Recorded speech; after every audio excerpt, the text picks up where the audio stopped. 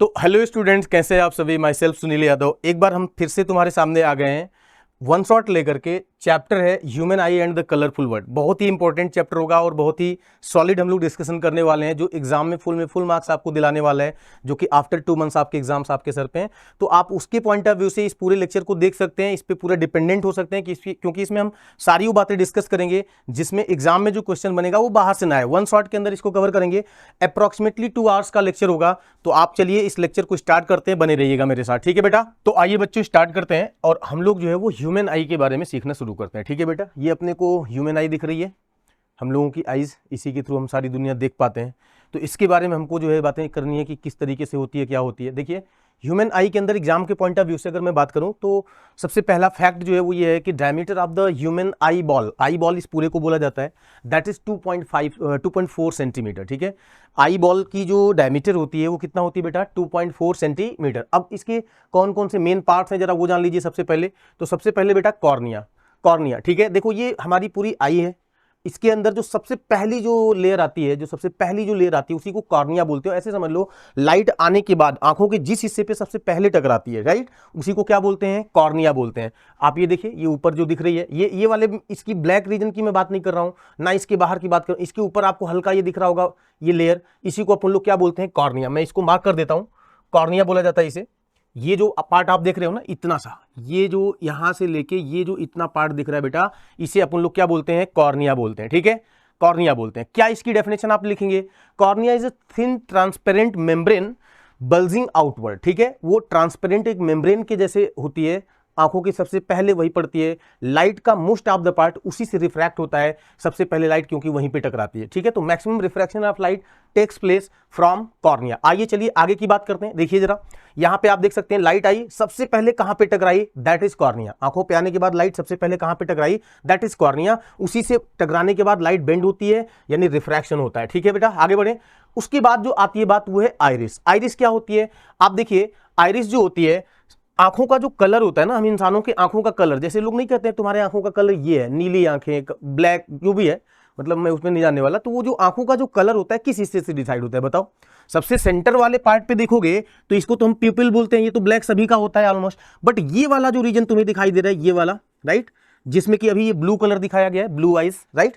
तो बेसिकली इसी रीजन को हम क्या बोलते हैं बेटा, आइरिस बोलते हैं। आप ऐसे कह सकते हो, कॉर्निया से गुजरने के बाद लाइट जिस हिस्से पे टकराती है वो क्या होता है, आइरिस होता है, ठीक है। और आइरिस जो होता है वो आंखों की कलर भी डिसाइड करती है। तो behind the cornea there is a dark fleshy screen called the iris, ठीक है बेटा। आगे बढ़ लें, ठीक है। प्यूपिल वो छोटा सा होल जिससे लाइट पास कर रही होती है, छोटा सा ब्लैक बिल्कुल यहां पे, ठीक है, जहां से लाइट एंटर करेगी आंखों में। तो प्यूपिल is opening of the changing diameter at the centre of the iris. Iris के बिल्कुल बीच में आप देख सकते हैं, ये पूरा पार्ट क्या था, देखो ये पूरा पार्ट क्या था, आइरिस। और आइरिस के बिल्कुल बीच में यहाँ पे क्या है, प्यूपिल है, ठीक है। इसका डायमीटर चेंज होता रहता है, तभी जो है वो focal length of the eye lens जो है वो चेंज होता रहता है, जिसको हम लोग जो है वो पावर ऑफ अकोमोडेशन ऑफ आई के नाम से भी जानते हैं। आगे पढ़ेंगे। अब बात करते हैं कि इन चीजों का अलग अलग रोल क्या है। जैसे सबसे पहले आइरिस का क्या रोल है, ठीक है। तो आइरिस के बारे में अभी मैंने थोड़ी सी बात बताई थी, आप देखिए आइरिस के रोल को समझते हैं। तो it regulates the amount of light entering the eye. देखो कॉर्निया पे तो आकर के लाइट पड़ी, कॉर्निया पे लाइट आकर के पड़ी, कॉर्निया पे पड़ने के बाद लाइट कहां से होकर के जाएगी, आइरिस से होकर के जाएगी। तो आइरिस जो है वो कंट्रोल करती है लाइट को कि कितना लाइट को आगे फर्दर वो अलाउ करे, ठीक है। तो सबसे पहला फंक्शन तो इसका ये हो गया आइरिस का। दूसरा, it controls the size of the प्यूपिल उसी के सेंटर पे था। तो आइरिस जब छोटी बड़ी होगी तो प्यूपिल की साइज भी क्या होती है बेटा, छोटी बड़ी होती है। तो प्यूपिल की साइज उसी से कंट्रोल होती है। And it imports the colour to the eye, right. आंखों को कलर जो होता है वो इसी से मिलता है। आप देख सकते हैं यहाँ पे, देखिए इस बंदे की आइज का अलग कलर दिख रहा है, यहाँ पे आइज का अलग कलर दिख रहा है। क्यों भाई, क्योंकि जो हमारे पास ये जो आइरिस है, आइरिस अलग अलग कलर की यहाँ पे नजर आ रही है, इसलिए ऐसा हो रहा है, ठीक है बेटा। आगे बढ़े। यहाँ पे देखिए जो कलर है, यहाँ पे जो कलर है ये अलग अलग है, आइरिस का कलर दोनों में अलग अलग दिख रहा है। तो different colour of eyes is because of the different colour of iris. आंखों का अलग अलग कलर जो होता है वो डिफरेंट कलर ऑफ किसकी वजह से होता है बेटा, आइरिस के वजह से ही होता है। अब बात करते हैं फंक्शन ऑफ प्यूपिल जो सेंटर पे छोटा सा होल होता है उसे प्यूपिल बोला जाता है। तो जो प्यूपिल होता है उसका फंक्शन क्या होता है, ठीक है। तो देखिए प्यूपिल अपने साइज को कंट्रोल करके और अमाउंट ऑफ लाइट जो फर्दर आगे जाएंगी उसको कंट्रोल करता है, यानी it in bright light people contract, जब बहुत चमकती हुई लाइट, जैसे कई बार रातों में हम गाड़ी चला रहे होते हैं, कार ड्राइव कर रहे होते हैं, बाइक चला रहे होते हैं, सामने से कोई बड़ी कार आती है तो हमारी आंखें बंद होने लगती हैं, राइट। यानी कि जैसे ही ब्राइट लाइट आती है तो उसको कंट्रोल करने का काम कौन करता है, ये पीपल ही करता है। ये अपने आप को कॉन्ट्रैक्ट कर लेता है, छोटा कर लेता है जब सामने से ब्राइट लाइट आती है, ठीक है। यहाँ पे डे टाइम में कोई ब्राइट लाइट आ रही है तो पीपल ने अपने साइज को क्या कर लिया, छोटा कर लिया। बट जब बात डार्क रीजन में होती है, जैसे ये नाइट के टाइम पे देखो, ये मून निकला हुआ है, अंधेरा है, तो यहाँ पे पीपल की साइज आप देख सकते हैं, ये देखिए पीपल की साइज यहाँ इतनी बड़ी दिख रही है, यहाँ पे पीपल की साइज क्या दिख रही है बेटा, छोटी दिख रही है। तो ये डे टाइम की बात है, ब्राइट लाइट की बात है। ब्राइट लाइट में इसने अपने आप को छोटा कर लिया जिससे अमाउंट ऑफ लाइट को कंट्रोल कर पाए। और जब वही बात डार्क रीजन में होती है, अंधेरे के टाइम पे होती है, तो पीपल ने अपने साइज को बड़ा कर लिया जिसकी वजह से ज्यादा लाइट आंखों में एंटर कर पाए। क्या मेरी बात आपको समझ में आ रही है? आगे बढ़ लें। In dim light pupils widens, dim light में पीपल जो होती है वो वाइड हो जाती है, ठीक है। To control the tendency of the people to adjust the opening of light is called adaptation, right? तो बेसिकली एडेप्टेशन आपके लिए इंपॉर्टेंट एग्जाम में पूछा जा सकता है कि what do you mean by adaptation. तो पीपल का कॉन्ट्रैक्ट करना या एलोंगेट कर जाना, right, to adjust the light of amount of light entering into the eye, इसी को क्या कहा जाता है बेटा, power of adaptation of the eye. चले आगे बढ़े। अब बात करते हैं नेक्स्ट पार्ट की। आइज के नेक्स्ट पार्ट कौन से हैं जो हमारे लिए इंपॉर्टेंट है? तो चलिए देखिए, पीपल हमने सीख लिया। पीपल के जस्ट बाद क्या लगा होता है बेटा, आई लेंस। मेन खेल तो इसी का होता है, इमेज बनाने में रोल तो इसी का होता है, आई लेंस। तो आई लेंस जो होता है, ये देखिए, ये पीपल दिख रहा है तुम्हें, और पीपल के जस्ट बाद में ये जो कुछ भी दिख रहा है, इसी को क्या बोलते हैं बेटा, आई लेंस बोलते हैं। कॉन्वेक्स इन नेचर होता है ये, चेंजिंग फोकल लेंथ की टेंडेंसी होता है ये इसकी, ठीक है। तो eye lens is transparent double convex lens, ठीक है, कॉन्वेक्स लेंस होता है ये। और इसी को इसका डायमीटर, कर्वेचर, उसके बाद focal length, everything is variable, और इसी को क्या कहा जाता है, power of accommodation of the eye. अच्छा भाई, अगली पार्ट क्या आती है? तो आई लेंस के जस्ट पीछे क्या होती है, रेटिना, जिसे स्क्रीन के तौर पे इस्तेमाल किया जाता है। बेसिकली उसी पे इमेज बन रही होती है, इन्वर्टेड इमेज, जिसको हम लोग देख पाते हैं माइंड के थ्रू, उसको इरेक्ट करके, ठीक है। बात को फिर से समझिए। रेटिना, ये तो हो गया हमारा आई लेंस। आई लेंस के बाद ये जो येलो शेप तुम्हें पीछे नजर आ रहा है, येलो, ये जो होता है इसे क्या बोलते हैं बेटा, रेटिना बोला जाता है, ठीक है। इसी पे इमेज बन रही होती है, इसे को अपन लोग क्या बोलते हैं, रेटिना बोलते हैं, ठीक है। तो रेटिना हो गई। अब जरा इसको ध्यान से देखिए। इसके बाद अगली बातचीत क्या होती है, एक मिनट की टाइम दीजिएगा, ठीक है। तो रेटिना के बाद क्या होता है बेटा, रेटिना के बाद क्या होता है, देखिए, रेटिना के बारे में थोड़ा सा देख लीजिए। इसकी डेफिनेशन क्या होगी, it is light sensitive screen, ये स्क्रीन का काम करती है, made up of light sensitive cells, rods and cones cells होती हैं, आगे हम डिस्कस करेंगे। इनके ऊपर बहुत सारी सेल्स होती हैं, कुछ रॉड्स कहलाती हैं, कुछ कोन्स कहलाती हैं। These cells gate activated upon illumination, मतलब यहां से होते हुए, मतलब सबसे पहले लाइट किस पे पड़ी, कॉर्निया पे, कॉर्निया से आइरिस पे, आइरिस से प्यूपिल पे, प्यूपिल से लेंस से होते हुए जब वो लाइट जाकर के कहां गिरती है बेटा, रेटिना पे। तो रेटिना पे सेल्स जो होती हैं, रॉड्स एंड कोन्स, आगे हम बात करेंगे, वो जैसी लाइट पड़ती है वो एक्टिवेट हो जाती हैं, वो अपना फंक्शन शुरू कर लेती हैं, और वो इमेज का कलर एंड इमेज की ब्राइटनेस, ये तमाम सारी चीजें उससे डिसाइड होती हैं। तो this is the definition of retina, you may go through it, right. Now आगे बढ़ते हैं हम लोग। एंड ये देखिए रेटिना, रेटिना के अंदर जो सेल्स होती हैं वो कौन सी होती हैं, रॉड्स एंड कोन्स। कुछ सेल्स रॉड्स कहलाती हैं और कुछ सेल्स क्या होती हैं बेटा, कोन्स कहलाती हैं। इस डायग्राम में आपको ये दिखाई दे रहा होगा, थोड़ा ब्लर डायग्राम है बट आप समझ सकते हैं, ठीक है। रॉड्स एंड कोन्स दो तरह की, वो जो मेम्ब्रेन है ना पीछे जो स्क्रीन है उसके ऊपर अलग अलग तरह के सेल्स हैं, कुछ को रॉड्स कहा जा रहा है और कुछ को क्या कहा जा रहा है, कोन्स कहा जा रहा है।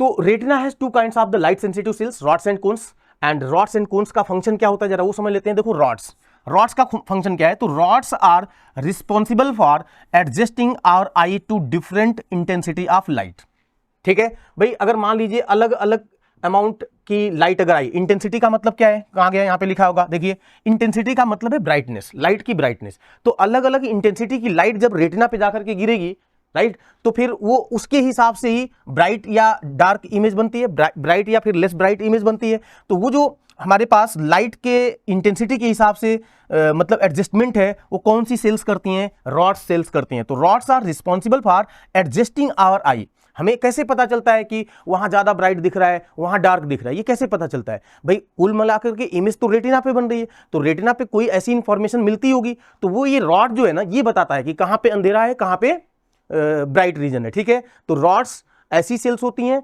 जो हमें इंटेंसिटी ऑफ लाइट बताती हैं कि कितने इंटेंसिटी की लाइट पड़ी है, कम पड़ी है या ज्यादा पड़ी है। क्या आपको बात समझ में आई? ठीक है, तो ये रॉड्स का फंक्शन हो गया। आ जाइए कोन्स के बारे में बात करते हैं। तो cones are responsible for the perception of colour. आप देख भी सकते हो सी से कोन और सी से कलर। बात समझ में आई? याद रहेगा, सी से कोन और सी से कलर, यानी कि कौन सी चीज किस कलर की है। रेटिना पे इमेज जो बनती होगी, राइट, तो उस इमेज से ही पता चलेगा। बाकी देखो आगे के भी जो पार्ट्स थे उनका भी रोल है, बट अल्टीमेटली फाइनल चीज रेटिना पे क्या हो रही है वो हमारा माइंड सेंस करेगा। तो रेटिना पे किस कलर की लाइट बनी, मतलब किस कलर की इमेज बनी, कलर आइडेंटिफाई करने का काम किन सेल्स का होता है, तो कौन से सेल्स का होता है। भाई देखो एक बात बताओ, कोई भी इमेज जो बनती है उसमें दो बातें इंपॉर्टेंट होती है कि वो इमेज कितना ब्राइट है और किस कलर की है। सिंपल, वो इमेज कितना ब्राइट है और किस कलर की है। तो ब्राइटनेस किन सेल से डिसाइड होता है, इमेज की ब्राइटनेस किन सेल से डिसाइड होता है, रॉड सेल से डिसाइड होता है। और कोन्स क्या डिसाइड करती हैं, कलर्स ऑफ द इमेज। क्या बात समझ में आई आपको? Colours of the image decide करती हैं। चलिए आगे बढ़ते हैं। तो ये जो है हमारे पास रेटिना हो गई। रेटिना के बाद देखो क्या होता है, यहां से कुछ नर्व्स होती हैं जो आगे फर्दर कंटिन्यू करती हैं और हमारे माइंड्स तक जाती हैं, जिन्हें हम क्या बोलते हैं, ऑप्टिक नर्व्स बोलते हैं। वो सारी नर्व्स यहां से कनेक्टेड होती हैं। ये पूरी हमारी आई है और इसका कनेक्शन, मेन कनेक्शन, जैसे मतलब जैसे हमारा ये बोर्ड है जिसपे मैं तुम्हें टीच कर रहा हूं, इसके पीछे से वायर आता होगा जो जाकर के फिट होता होगा किसी एक जगह से, राइट, और यहां जो कुछ भी पिक्चर चल रही है उसी वायर के थ्रू होते हुए आगे फर्दर जाएगा। इसी तरीके से ये सारा पिक्चर है जो सामने चल रही है, बट ये सिग्नल कहां जाएगा भैया, हमारे माइंड्स तक जाना चाहिए। ये लेके जाने का काम कौन करेंगी, ये नर्व्स करेंगी, जिन्हें अपन लोग क्या बोलते हैं, ऑप्टिक नर्व्स बोलते हैं। तो optic nerves carries electrical signal to the brain. Brain तक जो है वो ऑप्टिक नर्व्स जो होती हैं वही जो है वो सिग्नल को कैरी करके लेकर के जाती हैं। अब देखो कुछ तुमने देखा होगा, जैसे हम लोगों के आंखों से कई बार पानी निकलता है, तो यहाँ पे लिक्विड होता है एक स्पेशल तरह का जिसे हम एक्वस ह्यूमर बोलते हैं, और एक यहाँ पे भी लिक्विड होता है जिसे हम विट्रस ह्यूमर बोलते हैं। तो बेटा ये दो तरह के लिक्विड्स भी हमारे आंखों के अंदर होते हैं, इनको ध्यान रखेंगे। ठीक है, सामने क्या होगा, एक्वस ह्यूमर, और यहाँ पे सेंट्रल रीजन में जो लिक्विड होता है इस पूरे में, क्योंकि हमारी जो आईज होती है वो एक तरीके से जेली लाइक फ्लूइड के अंदर फ्लोट कर रही होती है, तुम ऐसे समझ सकते हो। तो ये जो है वो विट्रस ह्यूमर हो गया और ये जो है वो एक्वस ह्यूमर हो गया। चलिए आगे बढ़ते हैं। अब देखो क्या होता है, ये सारी नर्व्स जिस पॉइंट से जाकर के रेटिना के पास जुड़ी होती हैं, राइट, भाई वहां पे तो रेटिना काम करेगी नहीं, ऐसे समझिए। यहां ये पूरी येलो कलर की जो स्क्रीन दिख रही है तुम्हें, उसी को अपन लोग रेटिना बोल रहे थे, बट हमें पता है ये पीछे से ऑप्टिक नर्व्स इसमें कनेक्ट हो रही हैं। तो ऑप्टिक नर्व्स जाकर के जिस जगह पे मिलेंगी वहां तो रेटिना गायब हो गई तरीके से। तो ये जो है इसको हम ब्लाइंड स्पॉट बोलते हैं, जहां से सारी नर्व्स बाहर निकलती हैं। यहां पे अगर कोई भी इमेज बनेगी या बनने की कोशिश होगी तो वो हमें दिखाई उखाई नहीं देगी। ठीक है बेटा, तो इसे अपन लोग क्या बोलते हैं, ब्लाइंड स्पॉट बोलते हैं, ब्लाइंड स्पॉट बोलते हैं। तो at blind spot there are no light sensitive cells, कोई भी लाइट सेंसिटिव सेल्स नहीं होती हैं, नो रॉड्स, नो कोन्स। तुम्हें पता है रेटिना इन्हीं सेल से मिलकर के बनी है, सारी खेल वही करते हैं और वो वहां है ही नहीं। तो due to which no vision is possible at that spot, यानी उस स्पॉट पे कोई भी विजन पॉसिबल नहीं है। चलें बेटा आगे बढ़ लें। अब देखिए एक चीज और, सिलरी मसल्स। ये देखो, ये जो हमारे पास आई लेंस है, हमारा ये आई लेंस है, ये जरूरत पड़ने पे बड़ा होता है, जरूरत पड़ने पे छोटा होता है। तो इसको छोटा होने के लिए कॉन्ट्रैक्शन होना चाहिए और बड़ा होने के लिए इलॉन्गेशन होना चाहिए। तो ये जो सिलरी मसल्स होती हैं बेटा, यहां से कुछ मसल्स निकलती हैं, तुम्हें ये दिख रही होंगी, कुछ ब्लू कलर की मसल्स दिखाई दे रही हैं, राइट। तो ये जो है ना, ये सिलरी मसल्स हैं। ये सिलरी मसल्स जो होती हैं वही दबाव बनाती हैं या दबाव को कम करती हैं, जिससे आई लेंस अपने साइज को क्या करता है, कम ज्यादा करता है, और उसकी फोकल लेंथ बदलती है अकॉर्डिंग टू नेसेसिटी। वो क्यों जरूरी है हम आगे चर्चा करेंगे। तो फिलहाल के लिए ciliary muscles change thickness of the eye lens while focusing. While focusing का मतलब जिस किसी भी चीज को तुम देख रहे हो, कभी तुम पास की चीज को देखते हो, कभी तुम दूर की चीज को देखते हो। तो जब दूर की चीज को देखते हो तो उस समय फोकल लेंथ अलग होना चाहिए, पास की चीज को देखोगे फोकल लेंथ अलग होना चाहिए। यानी ये हमारा नेचुरल लेंस है आई लेंस, जिसके पास एक खास पावर है जो आर्टिफिशियल लेंस के पास नहीं होती, राइट। आर्टिफिशियल लेंस और नेचुरल लेंस, आई लेंस का लेंस नेचुरल लेंस है, इसकी खास प्रॉपर्टी यही है कि वेरिएबल फोकल लेंथ ये रखता है, अपनी थिकनेस को बदलता रहता है, और उसके लिए इन सिलरी मसल्स का रोल होता है। ये लोग दबाव बनाती हैं या दबाव कम करती हैं, जिसके बाद ये ऐसा होता है कुछ इस तरीके से। हम इसको समझेंगे आगे अभी, ठीक है। चलिए, तो अब हम बात करेंगे कि जितना भी अब अलग अलग पार्ट आपने पढ़ा है, जितना भी अलग अलग पार्ट पढ़ा है, इनमें क्या क्वेश्चंस बन सकते हैं। सबसे पहला देखिए, ये सारे आईज के पार्ट्स हो गए और ये कुछ फंक्शंस लिखे गए हैं, आपको बताना है कि किस पार्ट का क्या फंक्शन है। जैसे पेपल है, इसका क्या फंक्शन है, ये बहुत इंपॉर्टेंट क्वेश्चन है, ध्यान देना। Optic nerves, cornea, cone cells, iris, eye lens, rod sales, इनका क्या काम है। मैं आपको ये सजेस्ट करूंगा, आप एक बार वीडियो को पॉज करिए, एक बार खुद से सोचिए। खुद से सोचने पे बेहतर होगा, एक बार सोच लोगे काम बन जाएगा। उसके बाद मैं आंसर बताने जा रहा हूं, आप उससे मैच कराइएगा, ठीक है। उम्मीद है तुमने ऐसा कर लिया होगा। आओ चलो आंसर देखते हैं। फिलहाल के लिए देखिए, मैं मिला ही देता हूं सीधे, देखो ये ऐसे, ठीक, देखो people regulates the amount of light entering the I, fine. कहां गया ऑप्टिक नर्व्स? ऑप्टिक नर्व्स जो होती है बेटा, एकदम आखिरी में आ जाइए, carries information to the retina, retinal image to the brain. Retina पे बनने वाली इमेज की इंफॉर्मेशन ब्रेन तक ले जाने का काम कौन करती हैं? ऑप्टिक नर्व्स करती हैं।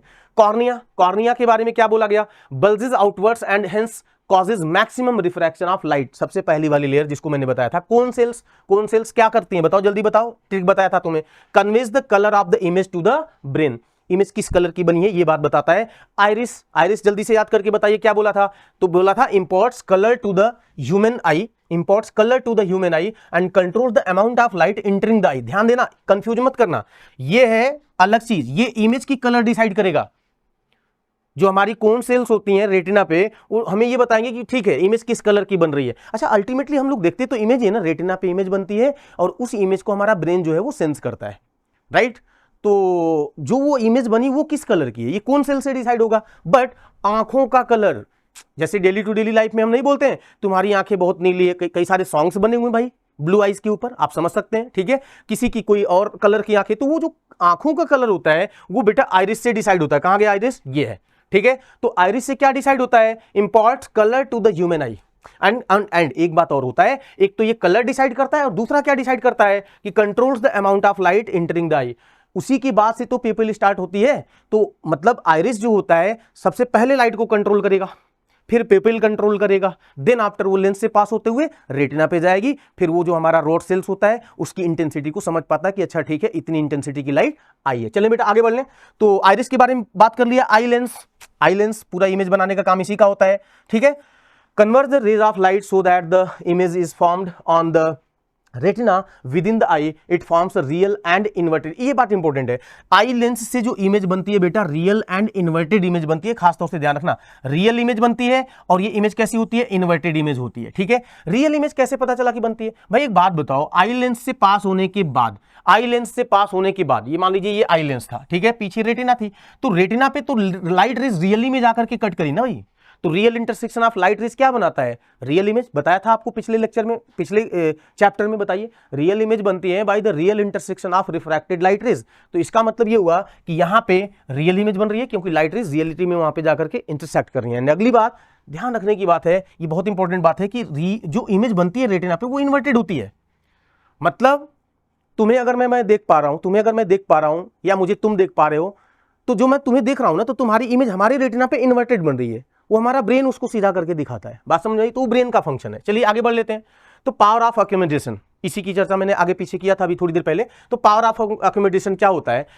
The capacity of the lens to change its focal length as per need is called its power of accumulation. Very very important point according to examination point of view. Eye lens की एक खास property होती है ना कि वो अपने power को एडजस्ट कर लेता है, कभी कम कर लेता, फोकल लेंथ को, सॉरी, अपने फोकल लेंथ को कम ज्यादा कर लेता है, कभी कम कर लेता है, कभी ज्यादा कर लेता है अकॉर्डिंग टू नेसेसिटी। तो वो जो उसकी खास पावर है फोकल लेंथ को कंट्रोल करने वाली, उसी को क्या कहा जाता है? पावर ऑफ एक्यूमुलेशन ऑफ आई।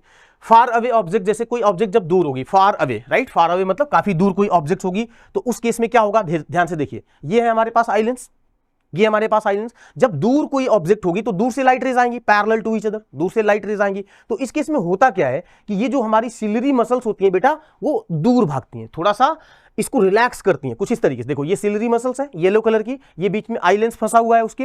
तो जब पैरेलल लाइट रेज आ रही है दूर से, मतलब फार अवे ऑब्जेक्ट, यहां पे कहीं पे कोई ऑब्जेक्ट रही होगी और जब यहां से लाइट रेज आएंगी एक दूसरे के पैरेलल काफी दूर से, तो ये जो सिलरी मसल्स होती हैं वो इलोंगेट करती हैं, जिससे ये आई लेंस इलोंगेट करता है और इसकी फोकल लेंथ जो होती है वो बढ़ जाती है। फोकल लेंथ इसकी क्या हो जाती है? बढ़ जाती है, ठीक है। ये देखिए इलोंगेट किया, फोकल लेंथ बढ़ गई, जिसकी वजह से जाकर के रेटिना पे जो है वो फाइनल इमेज बन पाएगी। क्योंकि देखो चाहे ऑब्जेक्ट पास हो चाहे दूर हो, अल्टीमेट लाइट जो आएंगी लेंस से पास होने के बाद मिलना उन्हें रेटिना पे ही है। अगर रेटिना के पहले या रेटिना के बाद में मिलने लगती हैं तो उन्हें आई डिफेक्ट कहा जाता है, हाइपरमेट्रोपिया, मेट्रोपिया वगैरह आ जाता है, मायोपिया वगैरह आ जाता है, ठीक है कि नहीं।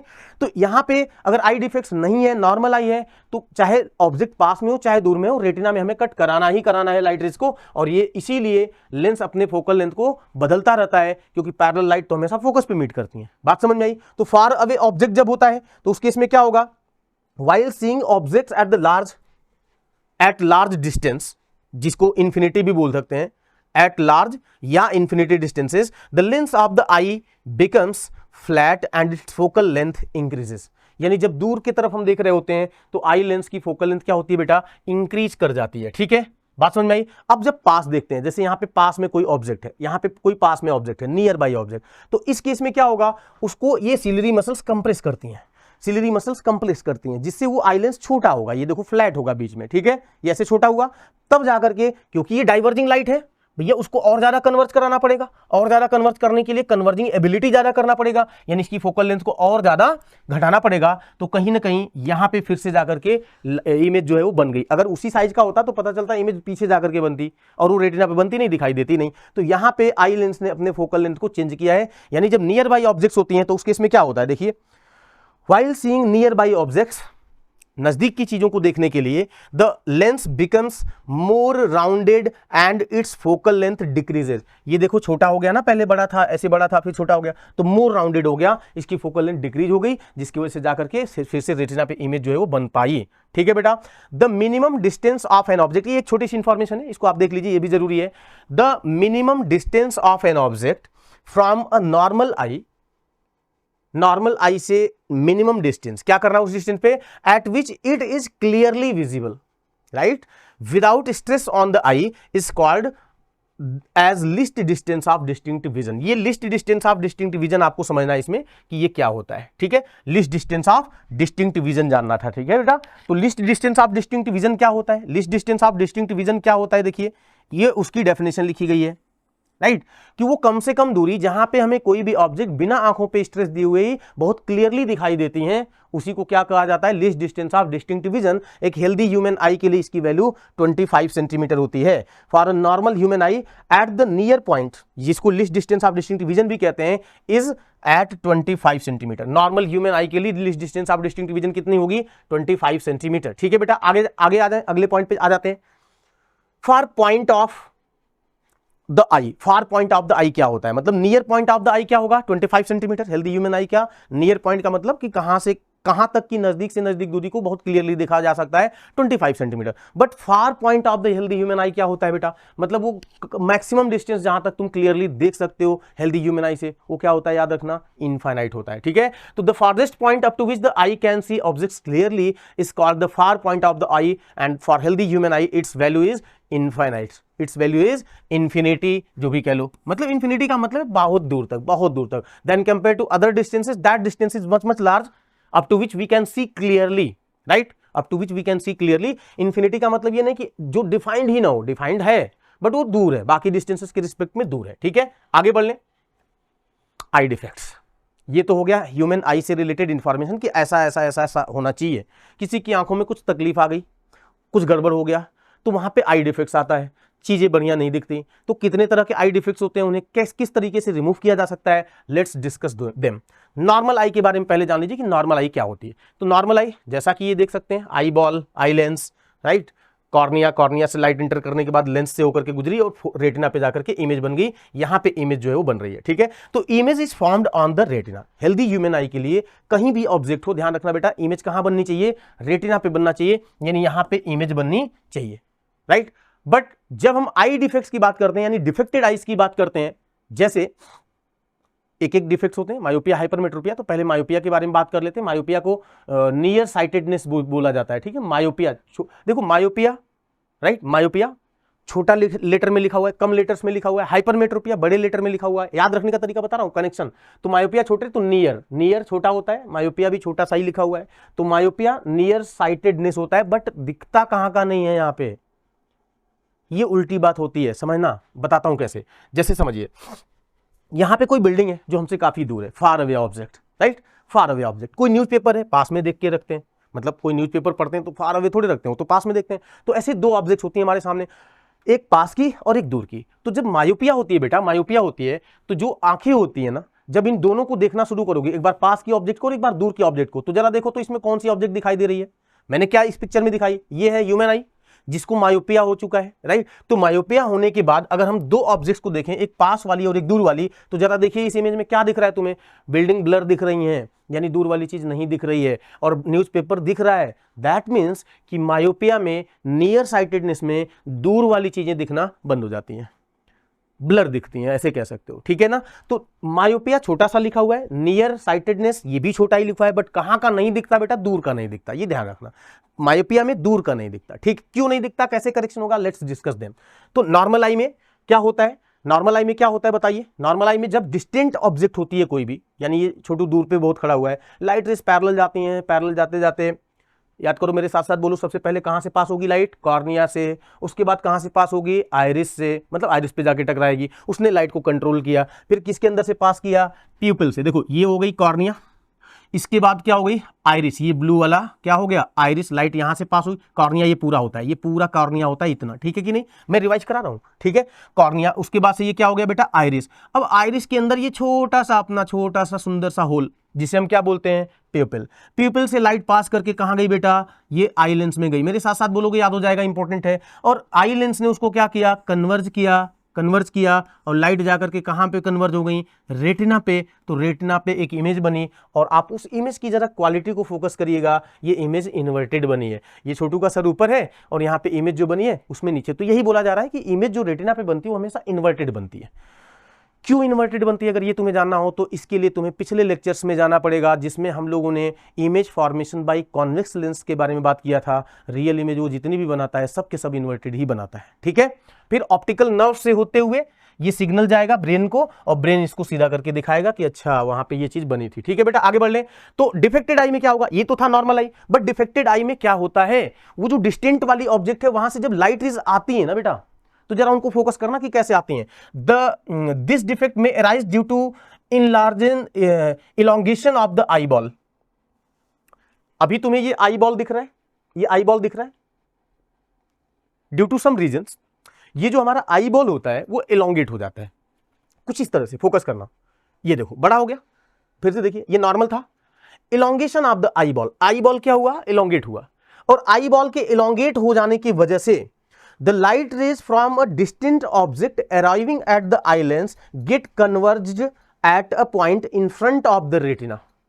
भाई देखो एक बात बताओ, रेटिना देखो ऐसे समझो, रेटिना पहले यहां है, रेटिना पहले यहां है देखो, और जब ये आई बॉल, मैंने अलग डिस्कशन शुरू कर दिया, जस्ट अ मिनट, ये है हमारे पास रेटिना, ये रेटिना है, जो वहां से लाइट रेज आ रही थी वो पक्का है कि यहीं पे आकर के फोकस कर रही थी, यहीं पे आकर के फोकस कर रही थी, तभी तो इमेज बनी थी, ऐसे देखो यहीं पे आकर फोकस करी थी, इमेज ऐसे बनी थी। अब लाइट तो यहीं पे फोकस कर रही है, मगर ये जो स्क्रीन है वो पीछे शिफ्ट हो गई, रेटिना पीछे शिफ्ट हो गई, क्यों भाई, due to elongation of the eye ball. देखिए कैसे, ये तो मैं यहां पे एक मार्क बना देता हूं, ध्यान रखना, मैं यहां पे मार्क बना देता हूं कि यहां पे लाइट रे फोकस कर रही है, लाइट रे कहां फोकस कर रही है बेटा, यहां पे, कलर दिखाई नहीं दे रहा होगा, इसको मैं चेंज कर लेता हूं। तो लाइट रे यहां पे फोकस कर रही है, इस जगह पे लाइट रे फोकस कर रही है, बट जैसे ही आई बॉल का इलॉन्गेशन होगा, लाइट तो वैसे ही जाएगी भाई, वहां कुछ हो रहा है तो उसके होने से इन लाइट पे थोड़ी फर्क पड़ेगा, लाइट तो वैसे ही आ रही है क्योंकि ये तो वहीं पे खड़ा है, दूर पे ही खड़ा है। तो आप जरा देखिएगा, जैसे ही वो फ्लैट होगा, इलॉन्गेट होगा, तो अब एक बात बताओ, हमने मार्किंग कहां करी थी, यहां पे, अब ये स्क्रीन कहां शिफ्ट हो गई, पीछे, तो लाइट रेस तो आकर के अभी भी यहीं पे मिल रही होंगी, और स्क्रीन तुम्हारी पीछे शिफ्ट हो चुकी है, तो कहां वो इमेज तो दिखाई नहीं देगी। समझ में आई बात। And this is called myopia, इसी को क्या बोलते हैं बेटा, मायोपिया। तो ये बात हमने यहां पे लिखी है, the light rays from distant object arriving at the lens get converged at the point in front of the lens. आप देख सकते हैं ये डायग्राम में दिखाया गया है कि लाइट रे जो डिस्टेंट से आ रही हैं वो आकर के in front of the retina ही मिल गई, यहीं पे मिल गई, मिलना चाहिए था रेटिना पे।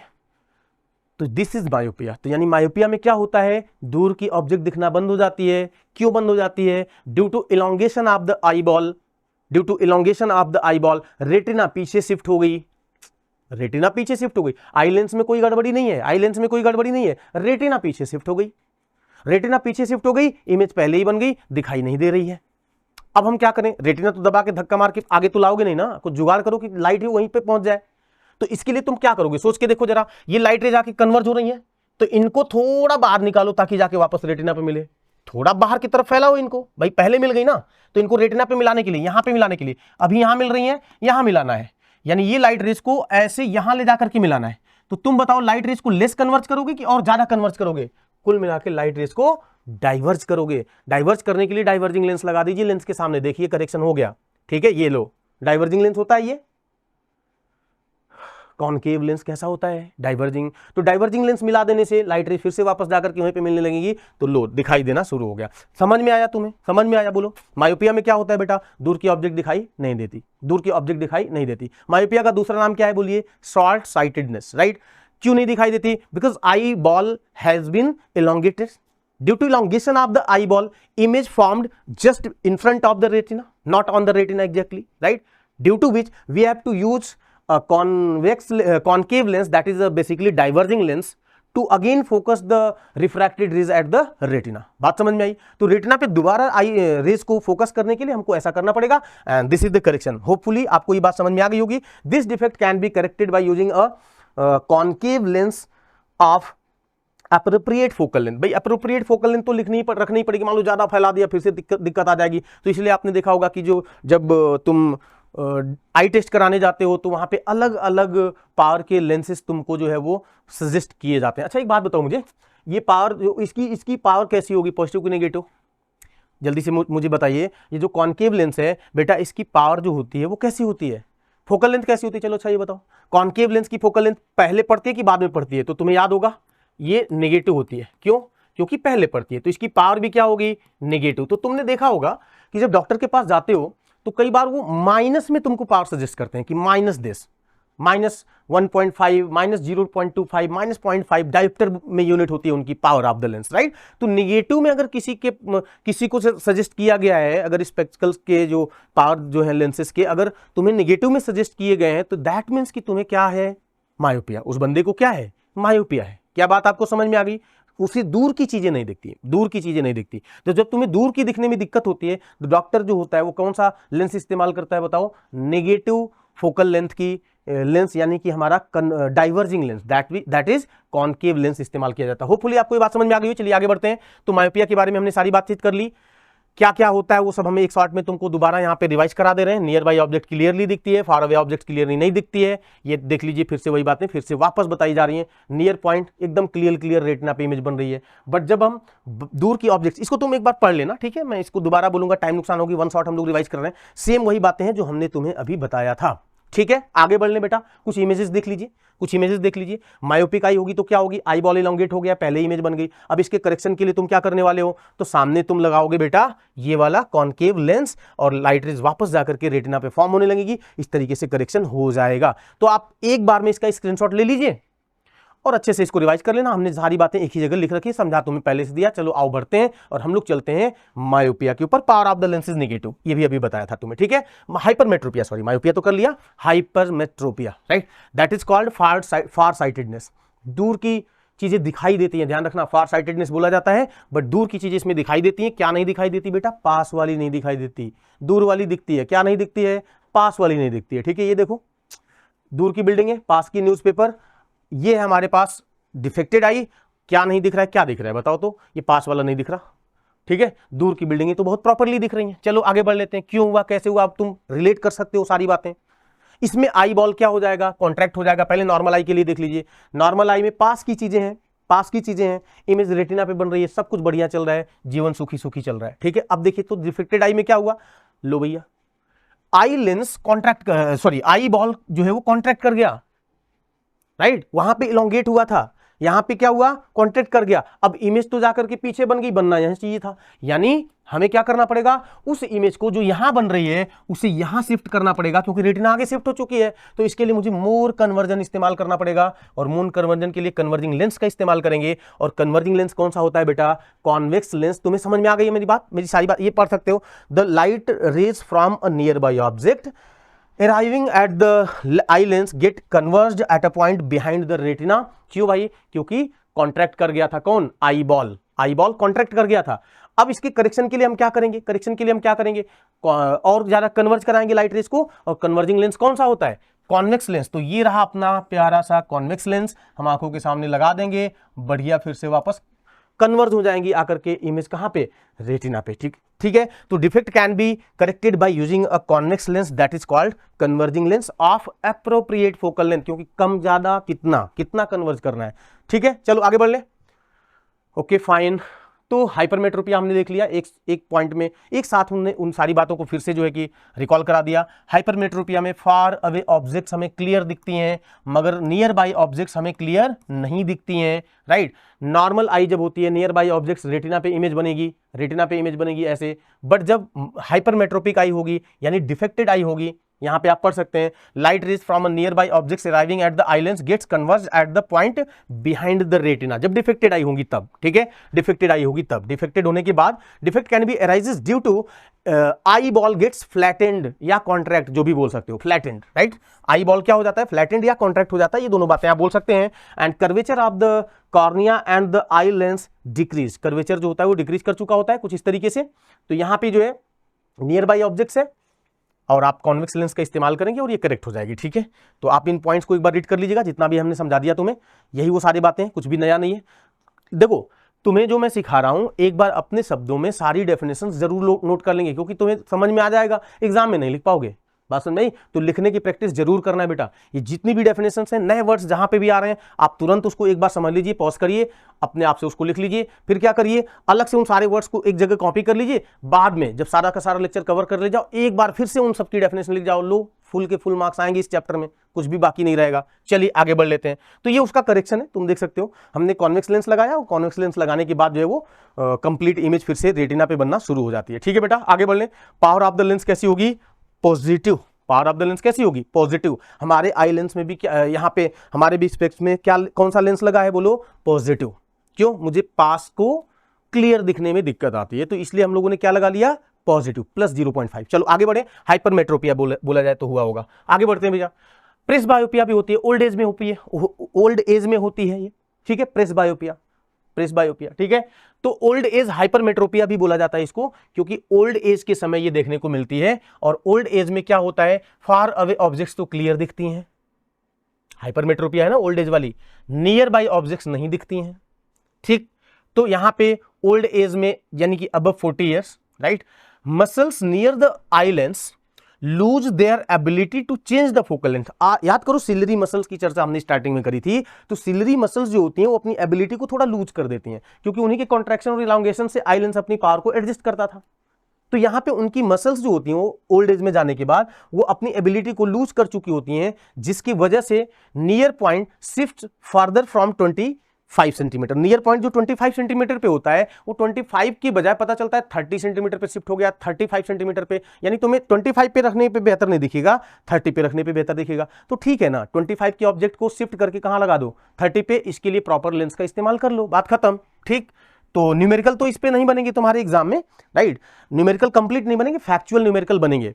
तो इन पे जब हम क्लास 12th में जाते हैं तो न्यूमेरिकल्स इस पे बनाते हैं हम लोग की, मतलब इस तरीके से होगा तो किस जगह, तो वहां पे ऑब्जेक्ट और इमेज आइडेंटिफाई करना पड़ता है। फिलहाल के लिए करेक्शन कैसे होगा, तो convex lens of the suitable focal length, convex lens का ही तो इस्तेमाल करोगे, बोलो कॉन्वेक्स लेंस का ही तो इस्तेमाल करोगे, पीछे हम लोगों ने पढ़ा था। तो कॉन्वेक्स लेंस का इस्तेमाल करेंगे सुटेबल फोकल लेंथ के।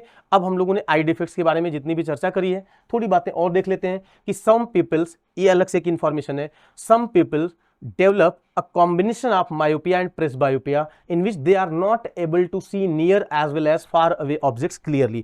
ठीक है, कुछ ऐसे भी लोग होते हैं जिनमें ना पास का दिखता है ना दूर का दिखता है, दोनों में ही प्रॉब्लम निकल करके आती है। तो वहां के करेक्शन के लिए हम बाई फोकल लेंस इस्तेमाल करते हैं, मतलब दो फोकल लेंथ इस्तेमाल करते हैं, वहां पे ऐसा लेंस बनाते हैं, ठीक है, एक में कॉनकेव एक में कॉन्वेक्स। तो upper part is concave to correct the myopia, exam में इंपॉर्टेंट है, पूछा जाएगा, ठीक है। मायोपिया भी हो चुकी है, हाइपरमेट्रोपिया भी हो चुकी है। तो अपर पार्ट में जो लेंस का होता है, देखो ये जो पूरा तुम्हें जो लेंस दिख रहा होगा, इसमें शायद कैमरे में रिकॉर्ड हो रहा होगा तो तुम्हें दिख रहा होगा, यहां पे देखो इतना जो है अलग तरह का लेंस है नीचे वाले रीजन में, और बचे हुए रीजन में अलग तरह का लेंस इस्तेमाल किया गया है।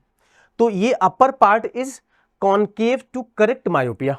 मायोपिया को करेक्ट करने के लिए कौन सा लेंस इस्तेमाल करते हैं, कॉनकेव लेंस। तो अपर पार्ट में कॉनकेव लेंस का इस्तेमाल किया गया है, और लोअर पार्ट में बेटा कॉन्वेक्स लेंस का इस्तेमाल किया गया है टू करेक्ट हाइपरमेट्रोपिया, क्योंकि दोनों ही प्रॉब्लम से सफर कर रहा है पेशेंट, ठीक है। तो ये जो होता है, ये हमारे पास बाई फोकल लेंथ का लेंस हो गया यहां पे, क्योंकि बाई मतलब दो होता है, तो दो फोकल लेंथ यहां पे इस्तेमाल की जा रही है, अपर पार्ट में कॉनकेव और लोअर पार्ट में कॉन्वेक्स, ठीक है बेटा। आगे बढ़े। मायोपिया और हाइपरमेट्रोपिया अगर दोनों ही हो गई, ओल्ड एज में अक्सर होता है ये, तो उस केस में इस तरीके की चीजें बनाते हैं, इस तरीके की चीजों का अरेंजमेंट करते हैं। अब distinguish between the myopia and hypermetropia, आप इन सारे पॉइंट्स को एक बार देख सकते हैं, मैंने जितना पढ़ाया सब वही है, just recall them and go ahead. A person can see nearby objects clearly. A person can see far away objects clearly. This defect arises due to the elongation of the eyeball. This defect arises due to flattening of the eyeball. The image of the distant object is formed in front of the retina, and the image of the nearby object is formed behind the retina. And last point, this defect is corrected by using the concave. यहाँ पे थोड़ा सा mistake हो गई, इसको आप सही कर लीजिए, by using लिख लेना, ये by using the concave lens of suitable focal length, and this defect is corrected by the use of, ठीक है कोई इशू नहीं है, by the use of क्या चीज बताइए जल्दी से, by the use of, मतलब ये स्टेटमेंट तुम बोल सकते हो, कोई दिक्कत नहीं है। तो this defect is corrected by the use of convex lens of the suitable focal length. ठीक है बेटा, बहुत पास से बोर्ड के देखने पे जो है ना, बहुत सारी चीजें बहुत क्लियर हम लोगों को नहीं दिखती है, तो आपको क्लियर दिख रहा होगा, तो उसमें आप जो है इन लाइनों को खुद से पढ़ सकते हैं, कोई दिक्कत की बात नहीं है। ठीक है बेटा, आगे बढ़े हम लोग। चलो, तो अब हम लोग बात करते हैं नए सेगमेंट पे। हमने अभी तक आई के बारे में सीखा, हमारा चैप्टर क्या था, human eye and colourful word. तो ह्यूमन आई के बारे में हमने सीख लिया, उसके डिफरेंट पार्ट सीखे, उसके अंदर क्या डिफेक्ट्स होते हैं, उनका किस तरीके से करेक्शन होता है। अब कुछ नई चीज़ों को सीखते हैं। अब नई चीज़ें इसमें क्या है, total internal reflection and dispersion and scattering, ये तुम्हारा सिलेबस है जिसको हमको डिस्कस करना है। तो सबसे पहले partial and total internal reflection. Total internal reflection हम किसे कहते हैं, ठीक है, टोटल इंटरनल रिफ्लेक्शन किसे कहते हैं। बेटा एक बात मुझे याद दिलाइए और बताइए जल्दी से, किस किस लोगों को आता है, जरा मुझे बताओ किस किस लोगों को आता है। हमने तुम्हें क्या बताया था कि जब कभी भी लाइट रिफ्रैक्ट होती है, मान लीजिए ये रेयर मीडियम है, मान लीजिए ये रेयर मीडियम है और ये डेंसर मीडियम है। लाइट अगर रेयर मीडियम से आती है और डेंसर मीडियम में जाती है, तो सबसे पहले आप नॉर्मल बनाते हैं, light towards the normal bend करती है। बट अगर लाइट डेंसर से रेयर मीडियम में जाने लगे, मान लो ये डेंसर मीडियम है, मान लो ये डेंसर मीडियम है और ये रेयर मीडियम है, लाइट डेंसर से ही रेयर मीडियम में जाने लगे, तब क्या होगा, तो ये क्या होगा बेटा, ये नॉर्मल है और ये light away from the normal जाएगी, अवे फ्रॉम द नॉर्मल जाएगी। सही है, ये जानते हैं सभी लोग। अब एक बात सोचो, मैं अगर लाइट को थोड़ा और भी ज्यादा एंगल पे इंसिडेंट कराता, यानी इंसिडेंट एंगल में अगर और भी ज्यादा कर देता, लाइक ऐसे कर देता, तो ये और भी ज्यादा इधर होकर के जाती। सही है, अगर मैं इंसिडेंट एंगल को बढ़ाते ही जाऊं और मैं इंसिडेंट एंगल ऐसा बना दूं कुछ इस तरीके से कि लाइट रे बिल्कुल ऐसे ही जाने लगे, तो इसको बोलते हैं बेटा, इसको बोलते हैं ग्रेजिंग रे। ये जो लाइट रे ऐसे जाती है ना, इसे अपन लोग क्या बोलते हैं, ग्रेजिंग रे। ग्रेजिंग रे बोला जाता है। ग्रेजिंग रे के समय ये जो इंसिडेंट एंगल होता है, इसी को क्रिटिकल एंगल बोला जाता है, क्रिटिकल एंगल बोला जाता है। और रिफ्रैक्टेड एंगल यहां क्या हो चुका है, 90 डिग्री। तो यहां तुम अगर स्नेल्स लॉ लगाओगे तो स्नेल्स लॉ कहता है कि साइन आई, आई कौन है, सी है, divide by sine R, R कौन है, 90 डिग्री है, और ये बराबर होना चाहिए mu two by mu one. तो म्यू टू अगर ये एयर है, मान लो एयर का रिफ्रैक्टिव इंडेक्स 1, तो यहां 1, और म्यू वन जो भी डेंसर मीडियम है इसका रिफ्रैक्टिव इंडेक्स कुछ होगा तो 1 बाई म्यू। साइन 90 की वैल्यू क्या होती है, 1 होती है, तो इस तरीके से ये आ जाएगा साइन सी बराबर 1 बाई म्यू। ये होता म्यू या एन, जो तुम्हारी इच्छा हो लिख लो, रिफ्रैक्टिव इंडेक्स है उसका मतलब। तो क्रिटिकल एंगल का ये फार्मूला होता है 1 बाई म्यू। और क्रिटिकल एंगल कब सीन क्रिएट होती है, जब लाइट डेंसर से रेयर में जाती है, क्योंकि ग्रेजिंग रे तभी बनने का चांस है, अदरवाइज वो सीधा हो सकती है। अच्छा, अगली बात क्या है बेटा, अगली बात क्या है, ये तो हो गया क्रिटिकल एंगल। अब अगर मान लो इंसिडेंट एंगल, मैं कोई और कलर सिलेक्ट कर लेता हूं, लो अपना प्यारा दुलारा सा व्हाइट कलर, मान लो इंसिडेंट एंगल क्रिटिकल एंगल से भी ज्यादा कर दूं, ऐसे कुछ, ये देखो लाइट रे ऐसे चली जाए, तो अब ये और भी नीचे जाएगी, ये पता चलेगा वापस उसी मीडियम में आ जाएगी, and this is called total internal reflection. Total internal reflection बोला जाता है, इसमें रिफ्रैक्शन नहीं, राइट। क्यों ऐसा बोला जाता है, क्योंकि जब ये होता है तो नॉर्मल से जो इंसिडेंट एंगल था और जो ये दूसरा वाला एंगल, ये दोनों बराबर हो जाता है, आई बराबर आर, जो लॉज ऑफ रिफ्लेक्शन होते हैं वो बनने लगता है। मतलब अगर ये वाला एंगल थीटा है तो यहां पे भी एंगल क्या बन जाता है, थीटा बन जाता है, इसलिए इसके नाम में रिफ्लेक्शन शब्द इस्तेमाल किया जाता है, बट होता है ये रिफ्रैक्शन की वजह से। तो क्या आपको बात समझ में आई, टोटल इंटरनल रिफ्लेक्शन में लाइट पहले ही मीडियम में वापस आ जाती है। कब होता है, जब लाइट डेंसर से रेयर मीडियम में जाती है और इंसिडेंट एंगल क्रिटिकल एंगल से ज्यादा होता है। ध्यान से देखो, ये जो थीटा है वो सी से ज्यादा है ना बेटा, थीटा जो है वो सी से क्या है, ज्यादा है, यानी इंसिडेंट एंगल क्रिटिकल एंगल से ज्यादा है, ये वाला इंसिडेंट एंगल क्रिटिकल एंगल से ज्यादा है। ठीक है, तो आप इसको समझ गए होंगे, अच्छे से आप इसको नोट कर लीजिए। हम चलते हैं और आगे चीजों को सीखते हैं। ठीक है, तो आ जाइए partial and total internal reflection की बात करते हैं। जरा देखिए ये डायग्राम हमारे पास अलग अलग एंगल पे लाइट जा रही है, आप देख सकते हैं। तो किस तरीके से ये लाइट हरकत कर रही है, जरा ये देखते हुए जाओ। राइट, किसी भी यहां पे लाइट गई सीधी निकल गई, बट लाइट जब यहां पे गई तो इसका एक पार्ट आगे चला गया, एक पार्ट नीचे चला गया। This is partial reflection. ये क्या है? Partial reflection. थोड़ा यही है, ये देखो ये टॉर्च जला रहे हो, तो इस टॉर्च से निकलने वाली लाइट और आगे जाकर के टकराई, इंसिडेंट एंगल और ज्यादा होगा। बोलो सही है, इंसिडेंट एंगल क्या होगा? और ज्यादा होगा। यहां देखिए 30 डिग्री का इंसिडेंट एंगल है, बिकॉज दिस इज नॉर्मल। ये क्या है? 35 डिग्री का। ऑब्वियस सी बात है यार, जब लाइट ऐसे झुकती जाएगी और नॉर्मल तुम वैसे ही बना रहे हो तो ये एंगल तो बढ़ते जाएंगे ना। तो यहां पे क्या हो गया?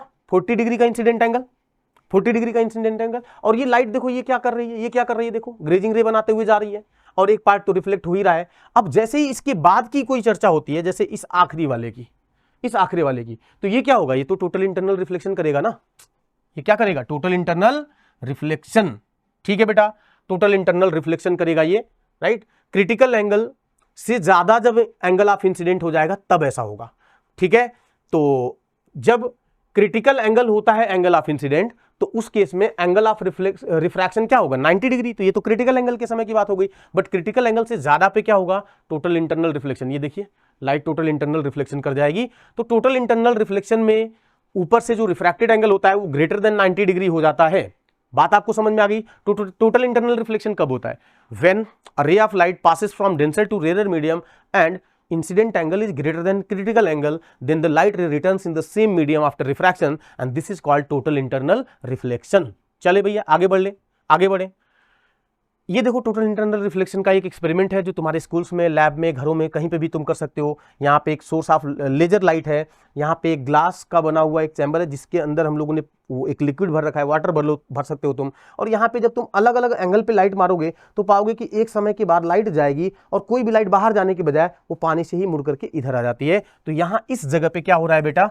TIR हो रहा है। लाइट ऐसे गई ऐसे आ गई, बाहर निकली ही नहीं, तो ये क्या हो रहा है? TIR हो रहा है। तो ray of light getting reflected from the surface of the water. Total internal reflection की यूसेज, फॉर्मेशन ऑफ मिराज। सबसे पहले क्या है? Formation of mirage. Applications of TIR की बात कर रहा हूं। TIR पे बेस क्या चीजें हमको देखने को मिलती हैं? Formation of Miraj. डिजर्ट्स में आप देखिए क्या हो रहा है, एक कोई बंदा है जो बहुत दूर खड़ा है, यहाँ पे कोई ट्री है। अब जरा देखना कि लाइट रे किस तरीके से TIR यहाँ पे करने वाली है। ठीक है, इसी को मिराज बोलेंगे। अभी जो बनेगा वो मिराज बनेगा, जो उस बंदे को दिखाई देने वाला है मिराज। कैसे बनता है देखिए। सबसे पहली बात आप ये समझिए कि डिजर्ट्स में क्या होता है कि सनलाइट जब पड़ती है, बिकॉज बहुत ज्यादा गर्मी होती है, तो अर्थ के आसपास के रीजन में, जो अर्थ का सरफेस है उसके नीचे के रीजन में गर्मी बहुत ज्यादा होने की वजह से हवा जो होती है वो रेयर हो जाती है, और ऊपर जो होती है वो हवा की डेंसिटी ज्यादा होती है। यानी कि जो हमारा एटमॉस्फेयर होता है ऊपर डेंस होता है और नीचे रेयर होता है, और जैसे जैसे नीचे आओगे लेयर बाय लेयर ये वेरिएशन होता चला जाता है। यानी किसी भी पॉइंट के जस्ट ऊपर डेंसर मीडियम है और उसके नीचे क्या है? रेयर मीडियम है, because of variation in temperature. ठीक है, इसकी वजह से क्या होगा? ऊपर डेंसर नीचे रेयर। यानी आप देख भी सकते हैं इस डायग्राम में, ऊपर थोड़ा सा डार्क दिखाया गया मतलब ऊपर डेंसर है, नीचे जो है वो थोड़ा सा लाइट दिखाया गया है मतलब नीचे रेयर रीजन है। एटमॉस्फेरिक लेयर की मैं बात कर रहा हूं कि एटमॉस्फेयर के अंदर जो हमारी कोई भी एयर वगैरह है उसके अंदर डेंसिटी का वेरिएशन कुछ इस तरीके से होगा। अब इमेज लाइट रे अगर सन से चली, जैसे वहां से देखो लाइट रे चली, यहां पे फिर से देखिए ये सन है, सन से लाइट रे आई इस ट्री के किसी पार्ट पे पड़ेगी। अच्छा एक बात आपको मैं बहुत पहले बोल चुका हूं, कोई चीज हमें कब दिखती है, इस बंदे को वो ट्री कब दिखेगा और कहां दिखेगा? देखो इसकी आंखों पे ट्री से आने वाली लाइट जब आएंगी तब वो दिखेगा, और आंखों पे गिरते समय लाइट जिस एंगल से आएंगी वो ट्री वहीं दिखेगा। जरूरी नहीं कि जहां हो वहां दिखे, कोई भी चीज हमें वहां दिखती है आंखों पे गिरते समय, वहां की लाइट रे आंखों पे गिरते समय जस्ट जिस डायरेक्शन से आती है हमें वो चीज वहां दिखती है।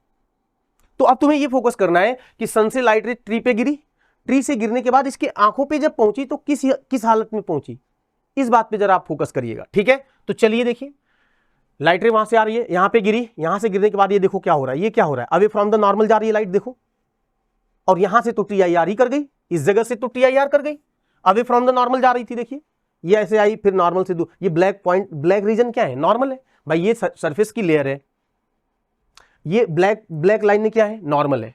राइट, तो लाइट क्या हो रही है? अवे फ्रॉम द नॉर्मल जा रही है, अवे फ्रॉम द नॉर्मल, और यहां जाते जाते TIR कर गई एक बार फिर से। तो इस बंदे की आंखों पे जब लाइट गई तो वो इस डायरेक्शन से गई, यानी इसको लगेगा कि वो लाइट यहां से आ रही है, मतलब ये वाली ऑब्जेक्ट यहां दिखेगी, मतलब इस पूरे ट्री के हर पॉइंट से ऐसा ही होगा, यानी इस ट्री को देखने के बजाय उसको ये वाला ट्री नजर आएगा जो कि वास्तव में है ही नहीं वो, यानी उसकी इमेज दिखाई देगी उसको।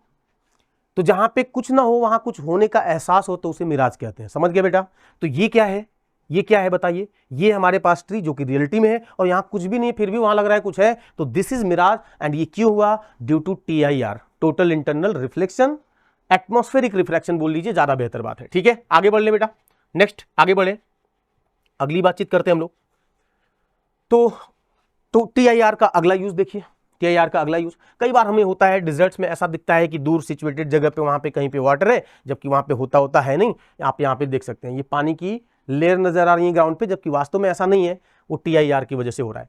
ऐसे हम लोग हाईवेज पे भी देख पाते हैं, हाईवेज पे गर्मियों के दिनों में होता है ना, सड़क पे लगता है दूर की उधर पानी है, वहां जाते पानी होनी होता नहीं है, तो वो क्या था? मिराज था। Have you seen water on highway on roads in summer season on a hot afternoon? Yes of course, right, and it is because of total internal reflection. ठीक है, तो आपको देखो इसमें क्या याद रखना है, एग्जाम्पल्स याद रखने हैं कि कौन सी चीज TIR पे बेस्ड है, कौन सी चीज स्कैटरिंग पे बेस्ड है, जो आगे हम डिस्कस करने वाले हैं, कौन सी चीज रिफ्रैक्शन की वजह से होती है, ये सब सारी चीजें आपको ध्यान रखनी है। ठीक है बेटा, आगे बढ़े।